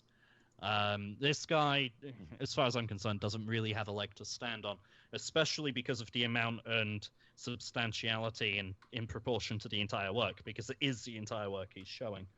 What also will work against him is that there are publicly available notices all over this game's store page saying that, really they only want people streaming the content that's in the demo, and that they do not approve of streams that show more than that. So it's even on their thing, please don't do this. So he's kind of just being a dick. I think he's heard this word transformative, heard fair use thrown around, not done his research himself. And he's just like, no, you can't do this because it's transformative. No, it's fucking not. Let's Plays as a whole. Sorry, guys, if someone wants to take it down, they're going to take it down. These guys have a right to protect their property and their IP, and if they feel that you're infringing upon it, which you are, then, yeah, they've got every right to tell you to cut that shit out. Don't whine like a fucking baby. That's the thing. Like, no games company is under any obligation to allow people to stream content of their game. Like, any publisher who does allow it, that's at their discretion. They're allowing it, but they don't have to. And if a publisher specifically states don't do it, then that's their stance on it, and shut up. You know? I mean, like... They have that whole... You go onto our affiliate program where we say that you can feature these gameplay footage from these games, or you don't feature our games. And people still try to circumvent it. Yeah, well, this is why I haven't monetized my Let's Play videos, because I don't feel like I've added enough to it to warrant any income from it, because it's predominantly gameplay footage. Richie, what are you? Because we just agree with each other. Essentially. Well, no, I'm on board with you two. More liberal. No, I'm on board with you two on this one. I mean, Nintendo are probably the biggest example of that, aren't they? They take down anything and everything that's got their IP in, and it's like you say, it's completely their right. It's their right to do it. So if someone says don't do this, like, especially when you put you made that point as well in there about the idea that people might not buy the game because they can watch other people play it. That's been true for me for some games. I can't think of any examples off the top of my head, but I have not bought games because I knew I could just watch someone else play it, and it was easier and cheaper. With this being a visual novel where it is 90% plot. Yeah, see, I think with a lot of it as well, it depends on the type of game, like you say. Because I've made a point in the past before where I think Nintendo would benefit from being a bit more loose with some of their titles being streamed online in regards to keeping a sort of conversation going about it, especially with something like Super Mario Maker, Creator Tool. I thought you were going to go there, and I'm so glad you did, because that brings me back to the nature of the copyrighted work, which is one of the 4 things they look at when prosecuting or deciding whether to prosecute for an infringement. So with Mario Maker, it is a creation tool. And it's a community. And it's a communication. It implicitly encourages creativity. And it's got a community focus as well. Exactly. So on that one, it goes from a definite lose for the Let's Player to a toss-up. So now you've got 3 toss-ups and a definite lose. Still not a good situation to be in, but a much better situation. Yeah, I mean, with Nintendo being a prime example, like Richie said, it's Nintendo have always been a bit kind of stern about certain, the way they do things. I mean, there was their licensing practices that strictly got a quality control system in place back in the 80s to counteract the negative effects of the Atari 5200. So since then, it's a tradition they've just kept going. I think it's one of these things as well where it partly comes down to respect. Now, I'm already sounding like an old man because I think there's a lot of rude, obnoxious, self-entitled fucking teenagers about. But it's very much their house, their rules. So if I told you guys, when you come around, just a heads up, shoes off at the door. We don't want anything traipsed in the carpets. We just cleaned them. Would you come in and just go traipsing through the entire fucking house with your shoes on? Richie, you might just because you forget. That's very true. Would you probably do it and then be like, shit? Yeah, I wouldn't intentionally ignore your request. It's like when I've gone back to this a couple of times on the podcast in the past few weeks, but when MCM Comic-Con banned the sale of fan art in its comic village, and people were still fully aware of it and selling fan art regardless, it's like, fucking no. Their house, their rules. They say no fan art. I don't care what your fair use argument might be. It's their convention. If they don't want fan art sold, you don't fucking sell it. Because the outcome is, they're not obligated to give you a table. And you won't be back next year. You know? Yeah, it does seem like people are a lot more entitled than they should be with something like that, especially other people's creative works. I mean, you've told me many times how obviously you did a whole article about it as well, about how you disagree with people just using it to sell things on, obviously, like Etsy and stuff like that. But then people seem to think they have the right to do it just because it's publicly and freely available. That somehow means you have a right to it. There's some pretty outlandish examples in that article, by the way, people. Check it out. Some of them are like, you're fucking kidding me. That's what they're doing. Yeah, there's one guy who's he's selling packs of clip art. So basically he takes 300 renders of the Avengers from various movies. So Captain America, Hulk, the Avengers logo. Yeah. He takes these high quality renders from various websites, puts them in one zip file, and then sells you that zip file for £3.29. Good God. Well, if people are stupid enough to buy it. 695 sales. Bloody hell. More the fool them. Yeah, I guess the thing is, when people are doing this, they don't think about the immediate effect it has, because they think, well, it's just a copy of a thing. It's not, I'm taking a car out of a showroom or something like that. Yeah, it is like that. It is the lack of the physical thing as well. It's like when people don't feel remorse for pirating video games or software or music because you haven't physically taken anything from anyone. Oh, it's only ones and zeros. You can infinitely replicate ones and zeros. But even so, those aren't your ones and zeros. Yeah, exactly. That was it's one of these things where, have you earned it? No, it's not fucking yours. And people probably hate me for being really harsh and mean. It pisses me off, and people say, "Oh, it doesn't hurt anyone." I use an example in the article to say, actually, yes, it does. There's a reason why Blizzard was so keen to take down Overwatch porn videos. There are negative connotations and negative stigmas that your fan stuff can put onto these IPs and these franchises, which then has a negative effect in terms of purchasing. For example, all the fucking Sonic porn and YIF on the internet, the Sonic fan base as a whole, I've known it to put, there are fellow nerds who are parents who are like, Sonic's fun and all, and I think my kid would enjoy it, and I could, sort of pass it down and get them into some of the games, but I do not want them around those fucking people. Yeah, exactly. There's some real creepers in that fan base. Yeah. It's become an absolute joke. Only, but if you buy like a say a charm or a necklace or something featuring Iron Man, right? And you wear it around, your friends see it. They don't know that it's an unlicensed product you bought from a convention artist. They see fucking Iron Man, right? Yeah. And then it breaks, yeah? And your friends say, what happened to the Iron Man necklace? Yeah. Oh, look, Marvel make poor quality products. Yeah, it broke. Oh, well, Marvel products are cheap and shitty then. Marvel had nothing to fucking do with it, honey. But you've just given a negative connotation of their products to not only the person it broke on, but also their friends who are saying, well, where is it? You're going really ghetto on us, Sam. Hmm? You're going really ghetto on us. Yeah, but sassy then. How did I go ghetto? That ain't Marvel, honey. That ain't Marvel, honey. It's like with a Let's Play, right? Part of it, they say it's like a performance. And I think we did this example last time where, you can perform a play, you still need the rights to the fucking play. Yeah. So it's like a performance. Well, someone can perform the game badly.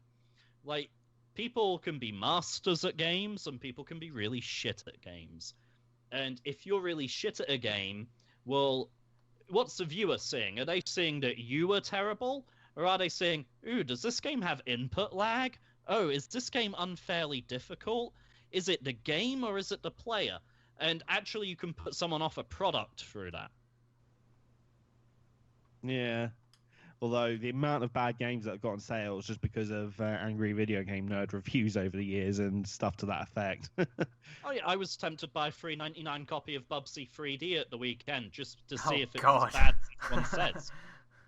It is. Yeah. I didn't buy it in the end. I was like, actually, no, I don't need to investigate that for myself. I'll just take people's word for it. Yeah, I saw a screenshot of that earlier on some meme, and I was just like, no. Yeah. Enough people have covered it, I think. But does that make sense? Like, Richie, have you ever seen, like, someone playing through a game and struggling, and instead of thinking the player's terrible, you thought the game is bad? Well, a lot of people do put it down to that anyway, don't they? Oh, I just died. I lost my trail of thought. Did you just die in Binding of Isaac as we're talking about playing badly? Yeah, it's ironic, isn't it? I died a little while ago as well, but I didn't say anything then. Okay. No, I've totally forgotten what I was talking about now. We were talking about the people playing the game badly ever make you think that the game itself is bad? I don't think I do, but I think that's because because we are gamers and we know how this stuff works, we kind of put more of a scrutinous eye on it. Maybe someone who's not so into it or maybe not as sad as we are might feel that way, but not me personally. Someone more impressionable. Yeah. Someone who maybe doesn't spend as much time as we do researching this stuff. Yeah. Then at the same time, you got to question how many people who are sort of part of a more casual audience actually watch Let's Plays. True, but like even as someone who does, play a lot of games and look into these things, sometimes I've looked at Let's Plays or even just video reviews where there have been a lot of deaths or a lot of enemies and stuff, and I thought, fuck me, that game looks a little hardcore for me. I'm past that point where I need the hardcore challenge. I'm gonna go drink my slightly lower percent alcohol, I don't know, games over here. My lighter games over there. No, it's sort of sometimes I've looked at a game and thought, fucking hell, I'm too old for this shit. Yeah, like I Want to Be the Guy is a good example. Although that game is just hard. And I Want to Be the Boshi as well. Yeah. Oh, actually, if I had watched Spelunky Let's Plays before playing Spelunky, I would have had a very different impression of Spelunky.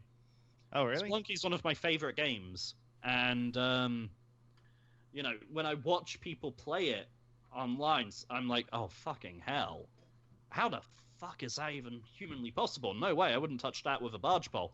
But actually, to play myself, it's nowhere near as bad as it seems, and it's highly enjoyable and one of the games I play most often. Yeah, fair play. It's Binding of Isaac, I imagine, is a little bit like that, right? Yeah, it very much has that feeling. I quite often watch people do like what they call like 7-character speedruns, where they try and beat the game with all 7 characters, and obviously it's a very heavy RNG based game. And so I just don't know how they do it. Honestly, they make me feel bad and not want to play because I'm not as good as them. Right, and if you didn't own the game and that was the only coverage you were seeing, would that affect your decision whether to buy? Probably, yeah, because it makes the game look very, very difficult. So this is what I'm saying. People saying Let's Plays don't hurt the market value. Well, there you go, people. You just heard it from Richie. Yes, it fucking can. I'm sorry, I'm not... I think fair use is one of these things I'm going to keep coming back to, where, you know, like, I've got a Let's Play channel. I've got several Let's Plays up. If any of the publishers of those games said, we don't want you to cover this game anymore or cut that shit out, fine. It's their game, it's their product. Yeah, that's the thing.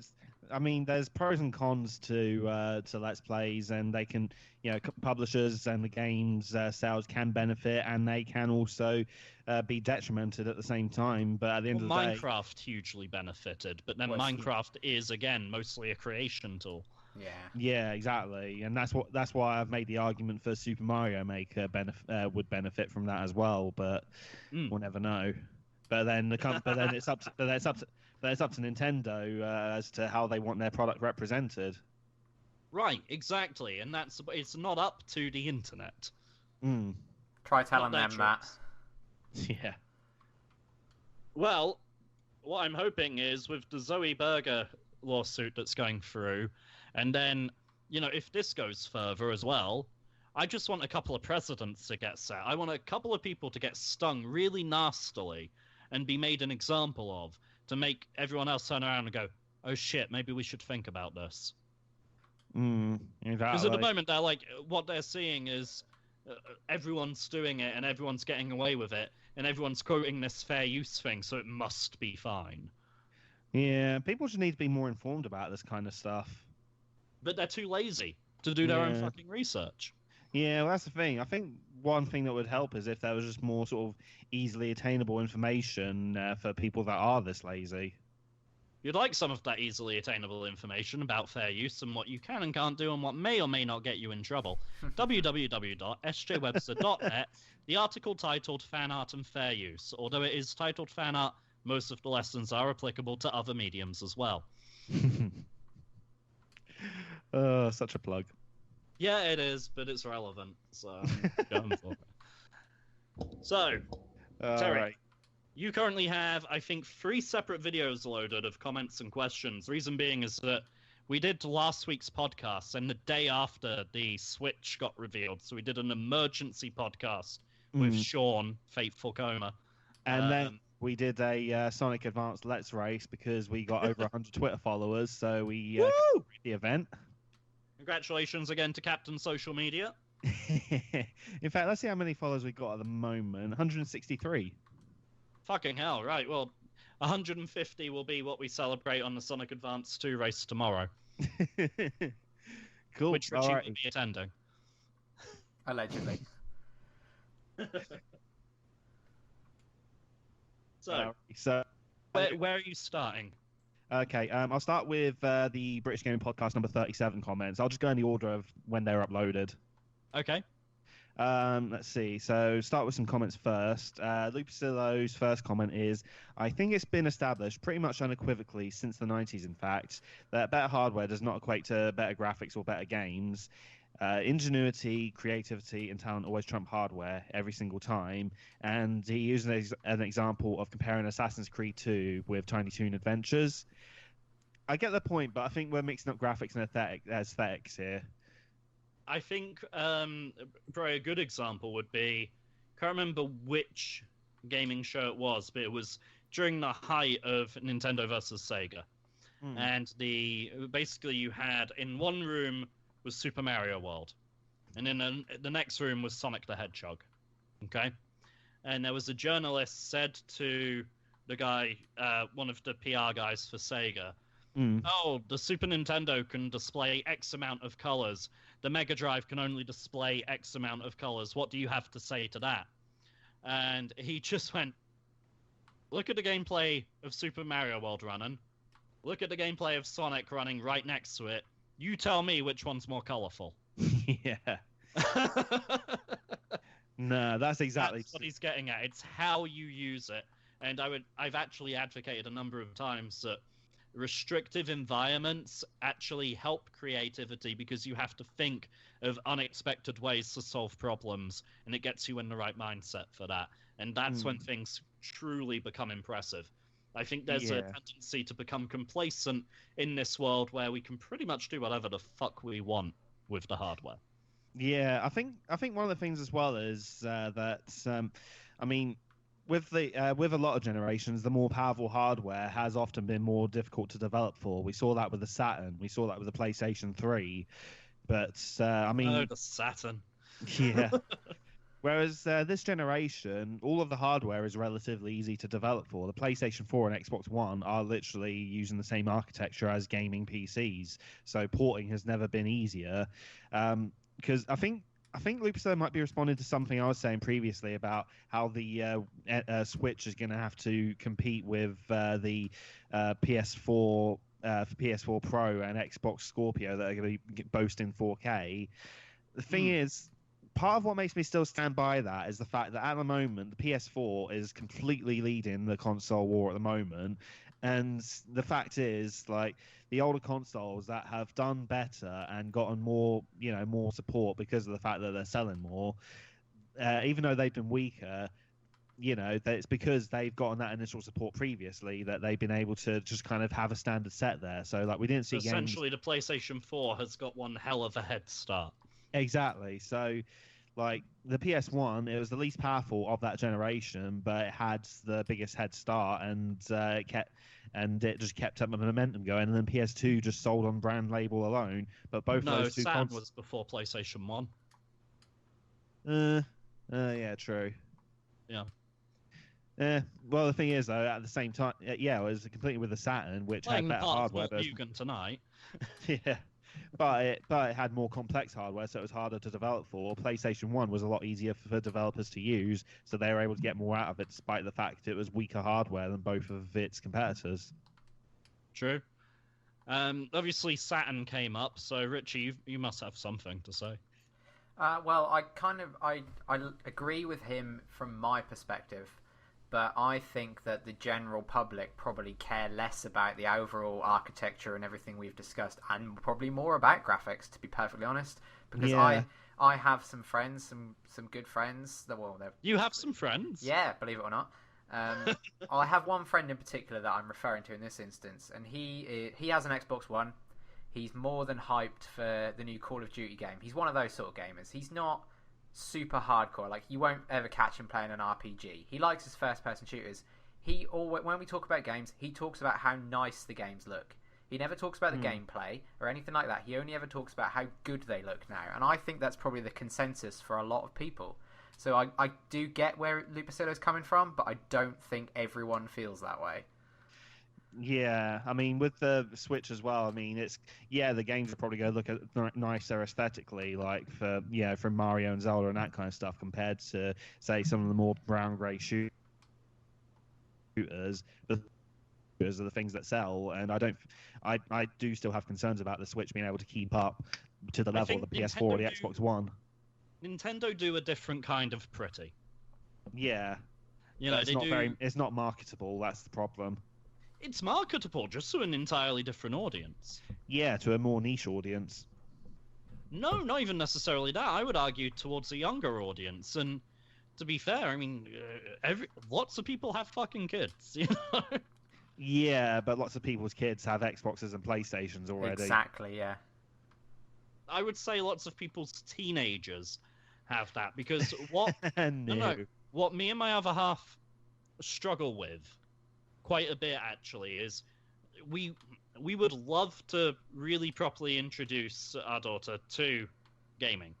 She's sort of the right age now to really start, introducing her to it. And she's watched me for a number of years play games, but actually have her pick up the pad herself has only been happening over the past 6 months to a year.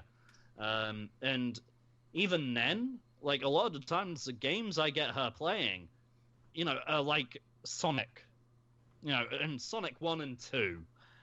We're not what we struggle for, and the reason we've considered getting a Wii U on multiple occasions, the reason actually really that we have a Wii now, is because the library is a lot more kid friendly. I have to be very careful what I play around her because she takes things in like a sponge. So I think Nintendo's aesthetic and Nintendo's library much more caters toward that audience, and I'd feel much more comfortable getting my daughter a Nintendo console than I would a PlayStation or an Xbox. The thing is, though, Sam, there's two things there. One, you're an attentive parent, and two... One, you give a shit about your kid, yeah. Yeah, and two, you know about what the gaming industry offers and what games are more mature and what games aren't, and you're more likely to pay attention to an age rating label on a cover and what is actually on the cover. The amount of people that will go through a game shop and buy their kids fucking GTA 5 and stuff like that, it's, Oh, don't. It's half-term week, and when I popped out to get some lunch, I just popped into game to see what their half-term deals were. And there were loads of kids like picking up Call of Duties and Gears of Wars and like 9 or fucking 10. And their mums are like, well, this is your allowance for the entire half-term week. If I get you this, we won't be doing anything else a half-term week. And the kid's looking at them like, do you think I'm going to leave my room for the entire fucking week once I've got this? Yeah. But that partly as well, I've said before, I feel that staff need to be doing a lot more there, especially as the legal obligations on age-restricted products. I mean, when I was working retail years ago, the law hasn't changed. The law's gotten stricter, if anything. Is that if you suspected that an age-restricted product was being purchased to be passed on to someone below that age, you had to refuse the sale. Game staff are not fucking doing that. Game staff are breaking the law on a regular basis because, selling games that they know are for a 10-year-old and have a fucking 18 rating. Stop breaking the law, game. Yeah, see, that's the thing. A lot of the staff will just get the manager saying to them, just bloody sell them the game so they're out of the shop. Here's the weird thing, though. The manager isn't the one that'll get fucking hauled into court. No. It's the person who makes the sale that will get hauled into court. So, if you want to face a hefty bloody fine and potentially a small amount of jail time, then go ahead and sell that 10-year-old's parent a fucking 18-rated game. Like, the thing is, there's no... Like, with alcohol and cigarettes and stuff, at least you get mystery shops, and at least you get people from these bodies trying to catch shops out. We don't seem to have that for games, and we really desperately need it. Because so many places would get stung. Game would go out of business overnight, I guarantee you. But again, even though it shouldn't be happening, it is happening. That's the thing. A lot of kids are playing all these games that they should be playing on these other consoles, so Nintendo is getting less and less relevant.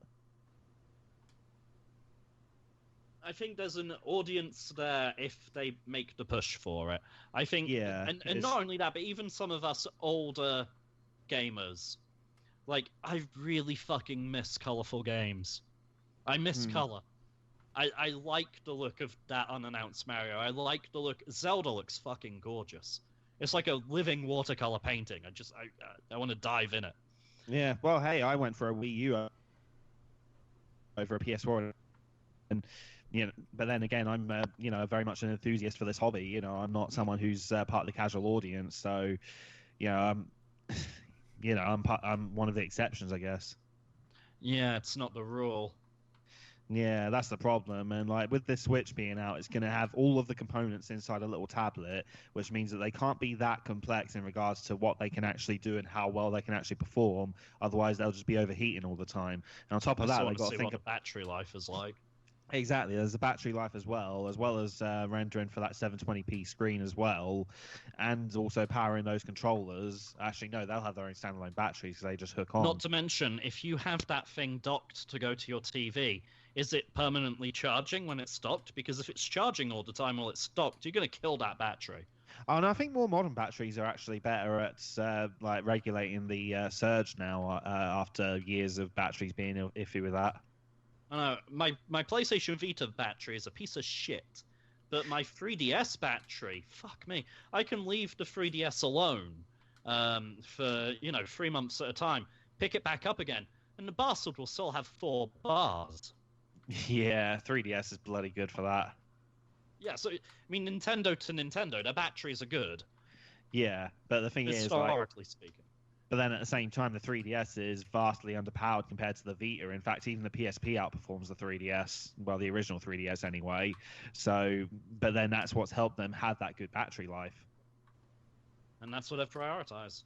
Yeah, that's the thing, and that's what they're going to prioritize with this. So they're boasting that they're going to have decent third-party support, but they always say that at the start of every generation. They get some ports of some last generation games for their new Nintendo console, like how with the Wii U they got Mass Effect 3 and the Batman Arkham City and Origin games.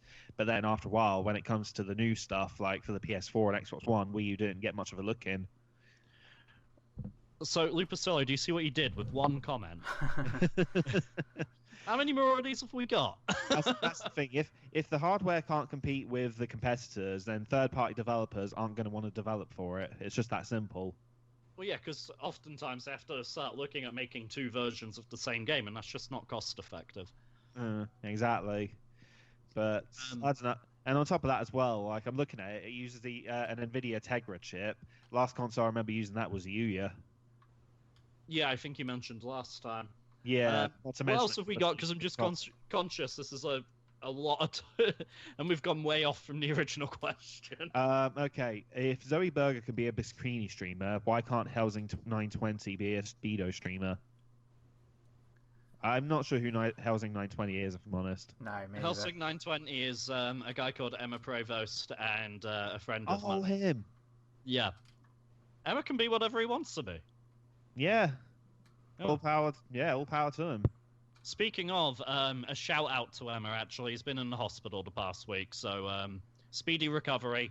Speak to you soon.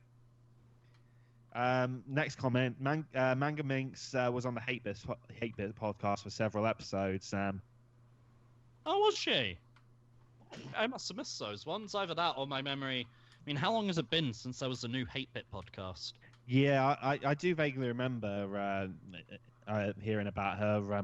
Hearing her actually when I used to listen to it. God, that podcast got me through so many data entry shifts. It does seem to have been dead for quite a while, though, that podcast. I can't actually remember a full episode. Yeah, it's been that long. Yeah. He's also said we should try and get Eric Casilieri-Gade on the show for the end of year special so he can do an impression of Zoe Berger. That would be worth his weight in gold, he says. I think it's... I'm pretty sure when I visited him, he corrected me on Gade and said it's Geedy. Oh, okay. Apparently you actually pronounced the E. Oh, sorry, Eric. No, that's fine. I made the same mistake, so... it's how you read it and how you'd assume it'd be. That's just weird. Okay, yeah, we can ask... I mean, Eric, you're more than welcome to come on the show anytime. I'm not even sure if Eric listens. Which, if he doesn't, that's a bit shit, because he's a mate. But... but then Richie's on the show, and I think he might have skipped a couple episodes. I may have done. They're just so long. It's perfect for a shift at work. I'm not allowed to listen to it at work, unfortunately. Okay. Too many Fs. Something like that. I'm going to blitz through the rest of Lupasillo's comments and then Kisharu so we can get to the questions because there's quite a few here. Okay. Okay, so he's got a timestamp to a bit where apparently your lisp strikes again, Sam, where I misheard where you said booths as boobs. Okay, great. Actually, I think in future ones, just because of how long we do spend on comments, maybe we should just agree on highlights from the comments in future. Okay, fair enough. Yeah, in which case I'll skip Kisharo's comment to Lupasillo about Birmingham being dangerous. It's true. It's really not. Yeah, it is true. Okay, let's just get straight to the questions then. Lupasillo's first question on this video comment feed is actually to me. Well, hey, so now that the Switch has been announced and the Wii U will most likely be discontinued next year, what do I think are some must-have Wii U games that eBay scalpers will be scooping up and reselling at ridiculous Panzer Dragoon prices? That's an interesting one, actually, because a lot of the bigger Wii U games have been going on the Nintendo Selects range, so that's been devaluing them because they're more ubiquitous. So I'm trying to think what ones haven't made it that might actually make it. You know what I see happening? What? I see a lot of scalpers thinking that the Twilight Princess will happen again. So Twilight Princess came out on GameCube and Wii, and because people were upgrading to the Wii version outsold the GameCube one, and the GameCube one is now about 50 to 60 quid to buy, So you're whereas the thinking Wii Breath version of the is Wild. only about a fiver. So Breath of the Wild, you think it'll be the same? I think that they think the trend will happen again, that they'll buy up the Wii U version in droves, hoping for a repeat that will just never happen. I think they're going to shoot themselves in the foot by hoping history will repeat itself. And by buying so many, they'll like raise the sales figures and probably get a second print. Well, that's what happened with Devil's Third. That's a good point, actually. Yeah. To be fair, that's a game I'm going to end up getting for my Wii U, though. That looks beautiful as hell. It's not Xenoblade Chronicles. Xenoblade Chronicles is the 3DS one, but there's a Wii RPG along those lines. Well, there is a Xenoblade one for Wii U. Yeah, Xenoblade on the Wii U. There you go. Yeah, Xenoblade Chronicles X, is it? I think it's X. I don't know. Because the 3DS one is just called 3D. Is it? Yeah. I pay attention to these things. I don't have a Wii U, so I have no reason to give a shit. I don't know. Twilight. I think Twilight Princess HD maybe, because they've not done a second print of that. I think editions that have amiibos with them, like collector's editions, possibly. Oh, like the Mario Maker one, where it comes with the fucking 8-bit Mario. Maybe, yeah. Although, I mean, a lot of the amiibos have been reprinted and sold separately, so maybe not. Possibly Rodea the Sky Soldier, I'm thinking, just because... Like, you're hoping? No, not really. Like, it's a really weird, quirky game. It came... And it had a weird release as well. It had a Wii and a Wii U version included in it. And it's basically a successor to Nights into Dreams, albeit some may argue in terms of quality it doesn't hold up, which... I'm not going to get into that, but it's, that was the intention of it anyway. It sounds like it's got all the ingredients it needs to become a cult classic. Yeah, pretty much. I don't know, maybe... Richie plays Wii U with his half-sister, his 12-year-old sister. Yeah. Are there any games you've picked up on that you think maybe scalpers will be trying to do this on? Not really. I mean, all the really big games that I've played are sort of ones you probably can get just about anywhere, or probably will be released at some point on the Switch as downloadable games, like Smash Brothers and Mario Maker and all that good stuff. There hasn't really been any sort of niche games that I've played on there that I thought, ooh, this one slipped under the radar. They've all been pretty major titles that I've played. Yeah, I tell you what won't keep its value is Splatoon, because I mean, once the online goes for that, it's going to be worthless. Yeah, that's true. I mean, with Mario it looks Maker, like Splatoon's got a lot of life left, considering it featured in the Switch commercial. Yeah, that's true. Yeah, but then they might just be advertising for, the follow-up. Possibly. So we've got Rodea the Sky Soldier. So it's probably a good. Yeah. I don't know. Maybe Pikmin 3, because I'm not sure if that's been added to the Selects range. Mm-hmm. I mean, Pikmin 1 did. I'm completely out of my wheelhouse. Yeah. I'm relying on you for this. Well, I know Pikmin 2 on both GameCube and Wii versions ends up going up to about £42 value. So, but then Pikmin 3, when I bought it, was about 25. But then that might not stay at that price. I mean, I remember a time when Metal Gear Solid Twin Snakes was £25, and nowadays it's like 50 to 60. Yeah. Okay. Fair enough. Yeah, maybe Pokken Tournament as well. I mean, Pokemon XD Gale of Darkness went up to about 40 sort of quid. So, Pokemon spin-off game like that, possibly. Okay. So, you said he had a couple aimed at different people. So that was the first one. Oh no, that was just the one from Lupicillo aimed at me. The next questions on this page are from Kashoro Guy. Okay, fine. What does Kashoro have to say? Okay, fine. No, it wasn't meant like that. I know, I'm messing. Kishara starts by saying, Joke or jab. Huh? Joke or jab. He starts by responding to your comment last week about your Saturn being region locked, saying that he believes you can use a Game Shark and the Action Replay 4 Meg Plus cards to bypass the lock-in issue, and it can act like a memory card, but he could be wrong. Okay, I'll look into it. Yeah, and he also says in response to what game would you like to see turn into a Blood Dragon game, he answered with Deadly Premonition, Echo the Dolphin, and Fire Emblem. What the fuck would Echo the Dolphin want? Yeah, that'd be boring as hell. I'm just imagining Rex Power Colt as like, half dolphin, so looking like a merman, but still saying all this shit under the sea, just like, ugh, fucking fish. It'd definitely be trippy. Yeah. Questions. Number 1, if you could combine a bunch of video game exclusive and non-gaming related materials to create whatever weapon, armor, or whatever the fuck you want, which ones would you choose and what order and why? So basically, if we could have any video game armor/weapon in real life. Yeah. Okay. I would say the Halo armor, but the stress it puts the user under is pretty goddamn intense. I don't think I'd survive. Yeah, maybe the HEV suit would be better then. I'd like a suit of Iron Man armor. Yeah, that'd be fun. Yeah, that'd be a hell of a blast. Oh. Yeah, I'm going to stick with Iron Man. Yeah. Well, they're saying related materials to create whatever weapon armor you want. I'll create some Iron Man armor.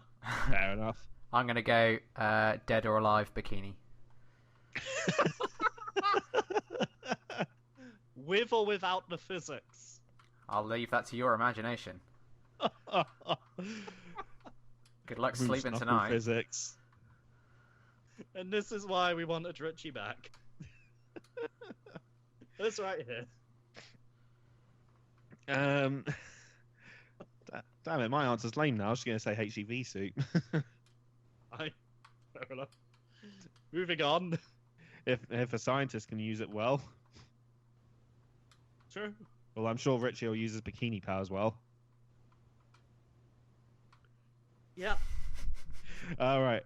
What's your personal favorite engine that is exclusive to one developer or publisher from a technical standpoint? I'm trying to think of an engine that is exclusive to a developer or publisher. What I can think of, perhaps, is the Source engine from Valve, but I don't know if they've actually lent it out to other developers or not. Yeah, you can get the Source SDK pretty easily, can't you? Yeah, exactly. The Unreal Engine is out there. Yeah, I don't have an answer to this, I don't think. Havoc is out there, isn't it? Yeah, hundreds of people use fucking Havoc. Engine exclusive. Isn't Frostbite exclusive to EA? I don't know. Pretty sure Frostbite is exclusive to EA. Obviously, the Crysis engine is out there now. You can go use that. Yeah. Yeah, CryEngine. That's out there. Yeah, someone made a version of Crash Bandicoot with that, like a tech demo, and it just looked creepy as hell. Yeah. I'll tell you what, actually. I'm going to go with the Rockstar Advanced Game Engine. Rage. No, seriously, that's the name of the thing, Rage. Oh, right. It stands for the Rockstar Advanced Game Engine. That's what Grand Theft Auto 5 is built in. Yeah, I'll go with that as well, because I don't have an answer. Yeah, to be fair, that's a good choice. I'll go with that. Okay, there you go. There's your answer. From the only guy who could give a fucking answer. Number 3, who are some of your favorite internet personalities who create video-related content but don't upload it to YouTube? Sorry, just to go back a sec. Terry, you could have said the Hedgehog engine. That was used for Sonic Generations. Oh, yeah. Yeah. Of course. I don't know. So obvious when you say it. Richie's just sat there like, nerds. I suppose so, but the classic Sonic stages weren't the best compared to a proper classic Sonic game. Okay. Well, how about whatever engine Christian Whitehead used for Sonic 1, 2, CD, and Sonic Mania? Yeah, that was a cool engine. I just wish Sonic 1 and 2 weren't exclusive to bloody mobile devices. Ah, it does suck. Sorry, so the third question is about internet personalities with videos. Yeah, the internet personalities who create video-related content but don't upload it to YouTube. Like, is he talking like Dailymotion or like a third-party website like Escapist or something? What I want to know is who the fuck would create gaming videos and not upload them to YouTube? That's exactly what I was going to say. Like, I have, obviously, we've been over this a million times, but Rooster Teeth, I watch all their stuff, but all their stuff is also available on YouTube. But I watch it all through their website. But I could watch it through YouTube if I chose. So, yeah, Terry quite likes Funhouse. I think that's more or less the same deal, isn't it? Well, they're part of Rooster Teeth. Yeah, they're part of Rooster Teeth. Yeah. Like Machinima have a YouTube channel. Several. They're a multi-channel network. Yeah, Screw Attack have basically gone primarily YouTube. Screw Attack also under the Rooster Teeth brand. Oh, right. Yeah, Game trailers. Screw Attack are owned by them now. Yeah, I don't know. I haven't got an answer to this one. I'm not gonna lie. I don't watch any content creators that aren't on YouTube as well. I can tell you some of the ones I like who are on YouTube. There's like a consolation prize. That's not the question, Sam. I'm just trying to offer something other than are you fucking crazy? Yeah. Well, we mentioned Jim Sterling before. I like him. Yeah. Guru Larry. Yeah. Yeah, good chap. There's this T Chaos guy that's not too bad. GameSack. Port Center. Very decent. Gaming Brit. Hyperbit Hero. Especially their Yakuza coverage, actually. Between the two of them, they've got a lot of Yakuza videos. Well, he says video-related content, not video game-related content. So, okay. That'll just be a video. Still doesn't change my answer. Yeah. All right. Let's go to number 4. What's your favorite tower defense title? Crystal Defenders. Ooh, good one. I can't think of the name. That Bloons one. Bloons. I like that one. Balloons. Yeah. It's spelled Bloons. B-L-O-O-N-S. Bloons. That's my favorite. Never heard of it. It's fun. I like it. I've not really played any tower defense games, although I've heard good things about Fat Princess. Okay. Apparently the princess is the tower. Alright. Number 5. What are some of your favourite web-based Flash games? Web-based Flash games? I don't know because I'm not 15 anymore. Yeah. I think the game... What was the one where you were the helicopter and you had to hold space to go up, and Copter. if you weren't pressing space, you were constantly going down? Copter. Copter, right? Yeah. The one that Flappy and also Bird the one copied. the one that preceded Trials, basically, where you were just on the bike and you had to balance over Happy the Wheels or whatever loops. it's called. Yeah. And then finally, someone made a really good Sonic Advance clone in Flash. I must have played a different one to you because I remember a Sonic Advance going in Flash that was terrible. Fair enough. Yeah, I still remember like early years of office work. Not with the company I'm with now, even. It was that many years ago. This is like when I first started doing office work in Norwich. There was an Excel file that made its way around the office, and the different sheets in the Excel file were just different Flash games embedded into the Excel sheets. Damn.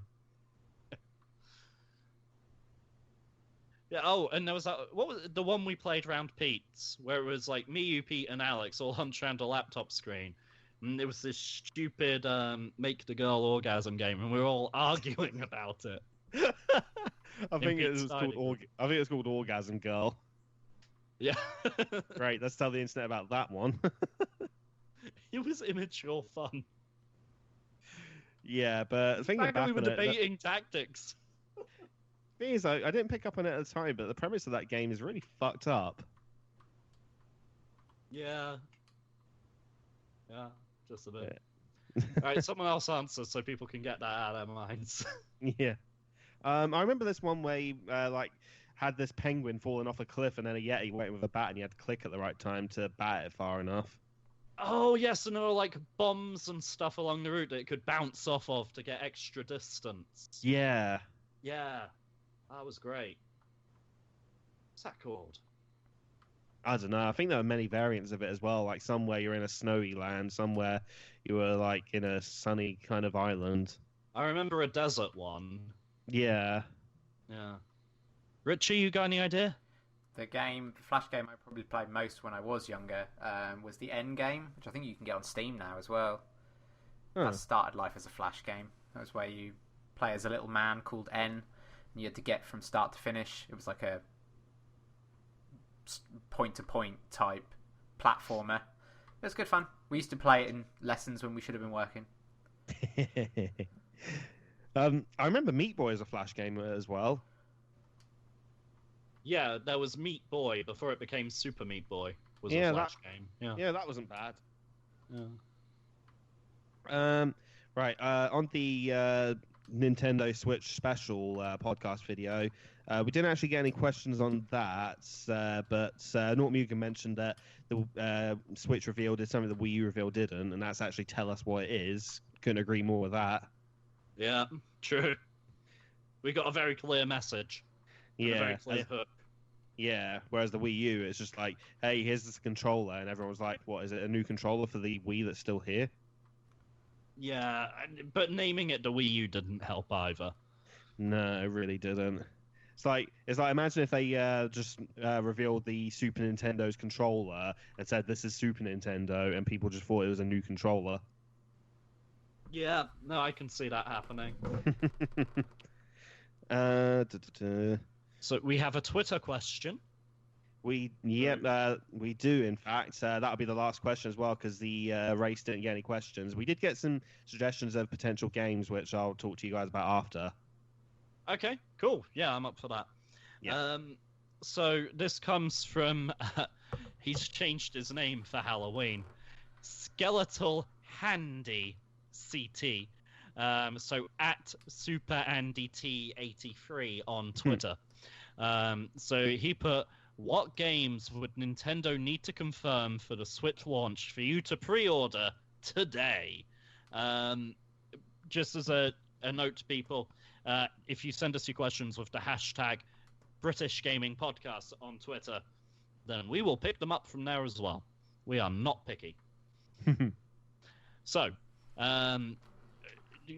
required confirmed launch games. So we've got the Zelda, we've got the Mario.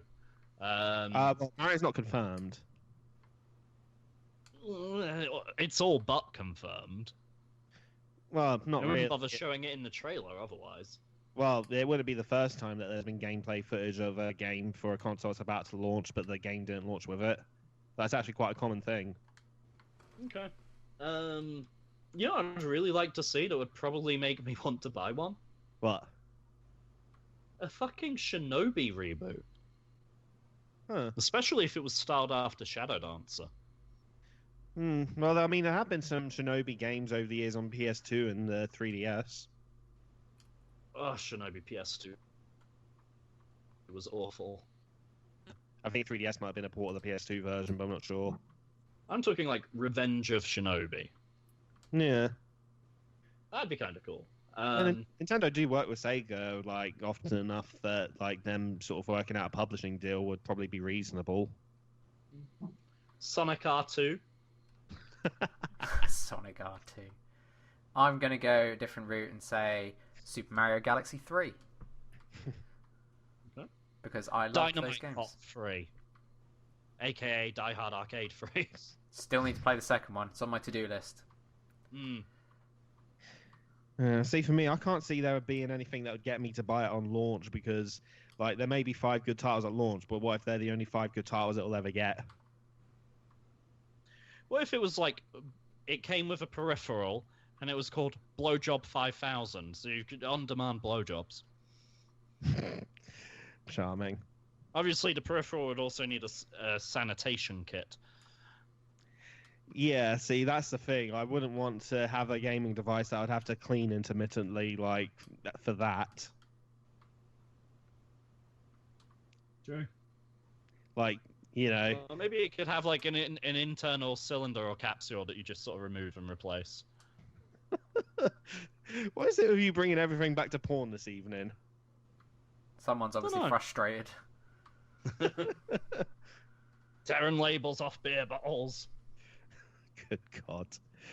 But no, I mean, I just don't think I would be tempted to buy a launch console because, I mean, the cheapest it's going to be, realistically speaking, is £250, and I'm only saying that because it's a Nintendo device and they've been trying to go generally cheaper over the last few years, but it's not something I want to spend that kind of money on when it's a big risk at the start of its lifespan whether it's going to be consistently good throughout or not. And at the moment, the only game that is confirmed for it as a massive launch title is the new Zelda game, and I've got a Wii U. Yeah, for me, not having a Wii U, that Zelda game might just push it. Yeah, no, that's fair. I mean, I wouldn't buy a Wii U for that if you haven't already got a Wii U. Well, I was saying that, Wii U's are going to get stupidly cheap soon, as are the games for a little while, so it'll probably end up being a good time to get one. Yeah, and then the kids can mess it up.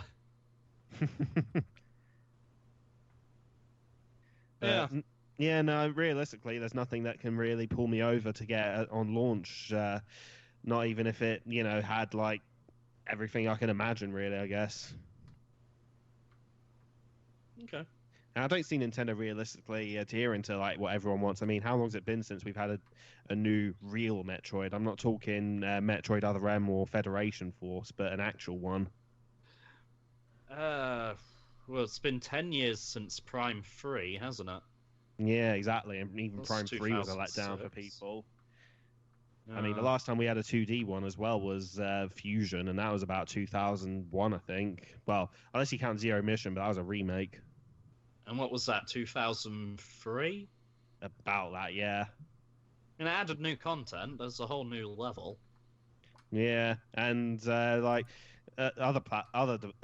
series as well, like Star Fox Zero. People wanted a Lylat Wars clone, but they didn't get that. I mean, I like Star Fox Zero, but I'm the exception to the rule.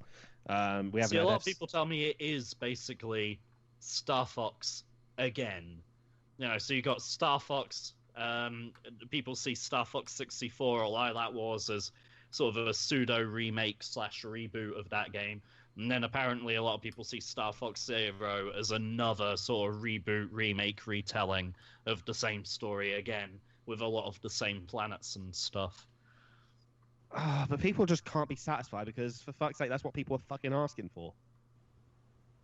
Yeah. See, the complaints I've been getting is that it's too different. So it's like we've got these two sides of the fence and no one can agree on it. It's like the Sonic fan base. No one's ever going to be happy. No, that's true. Although... You can't please everyone, so don't try. Yeah. Well... yeah, I think they were going out of their way to piss people off with Boom, but that's another story. Yeah, that does seem like an active, concerted effort. Yeah, like an active trolling attempt. But yeah, I mean, we've not had a new F-Zero since 2003. Yeah, that'd be a good one.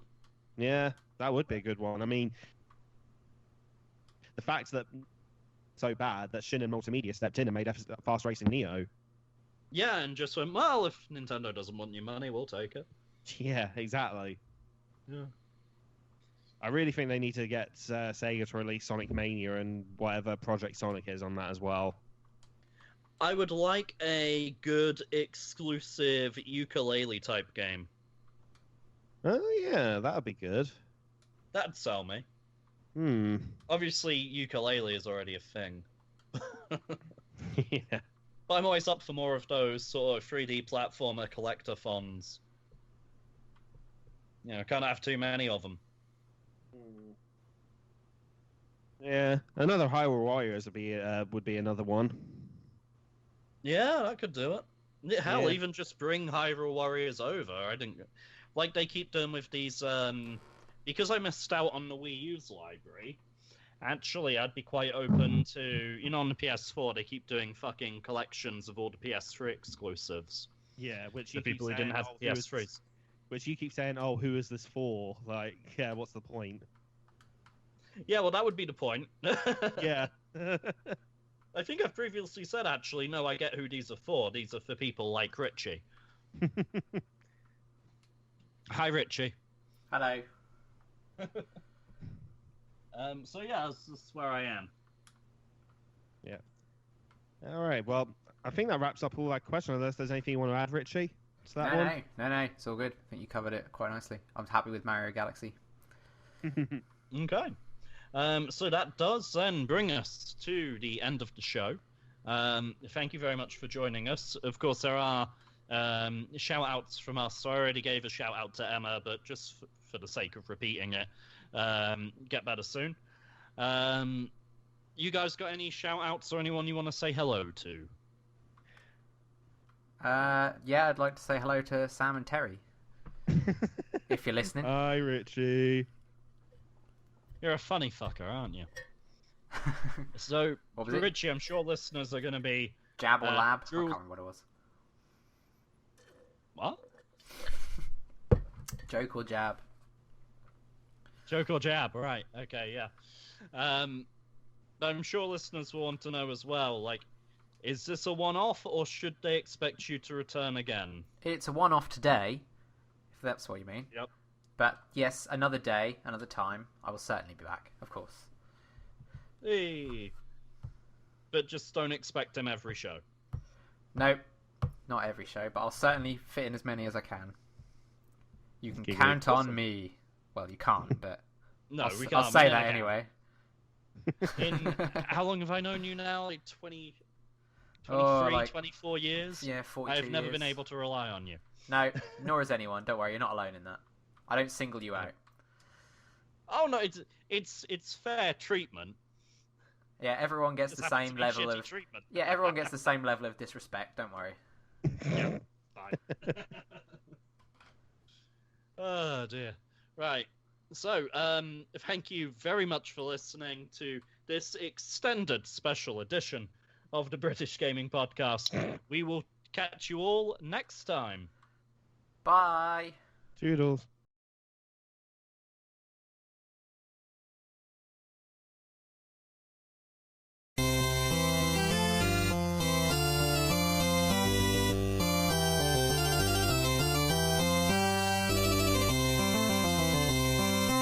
We need like a jingle or something. Oh wait, we have one. We've got that 8-bit Rule Britannia. Oh yeah, we have it at the start. You said we should have it at the end as well. It used to be at the end as well when I edited it. Have you been slacking when you've been editing? Wait, no, you didn't put it on the end. I put it on the end. No, I remember what I was talking about before. You specifically saying not to do shit, that yeah, because if people were binge watching it, then they'd hear it at the end of an episode, then hear it again. If you made it this far, done. Well done if you're still with us. Well, they're not still with us because you'll have cut the recording off by this point. Yeah. I don't even Unless know you where... put this as an outtake or I something. don't know where Skype recorder is. Oh, there it is. For fuck's sake.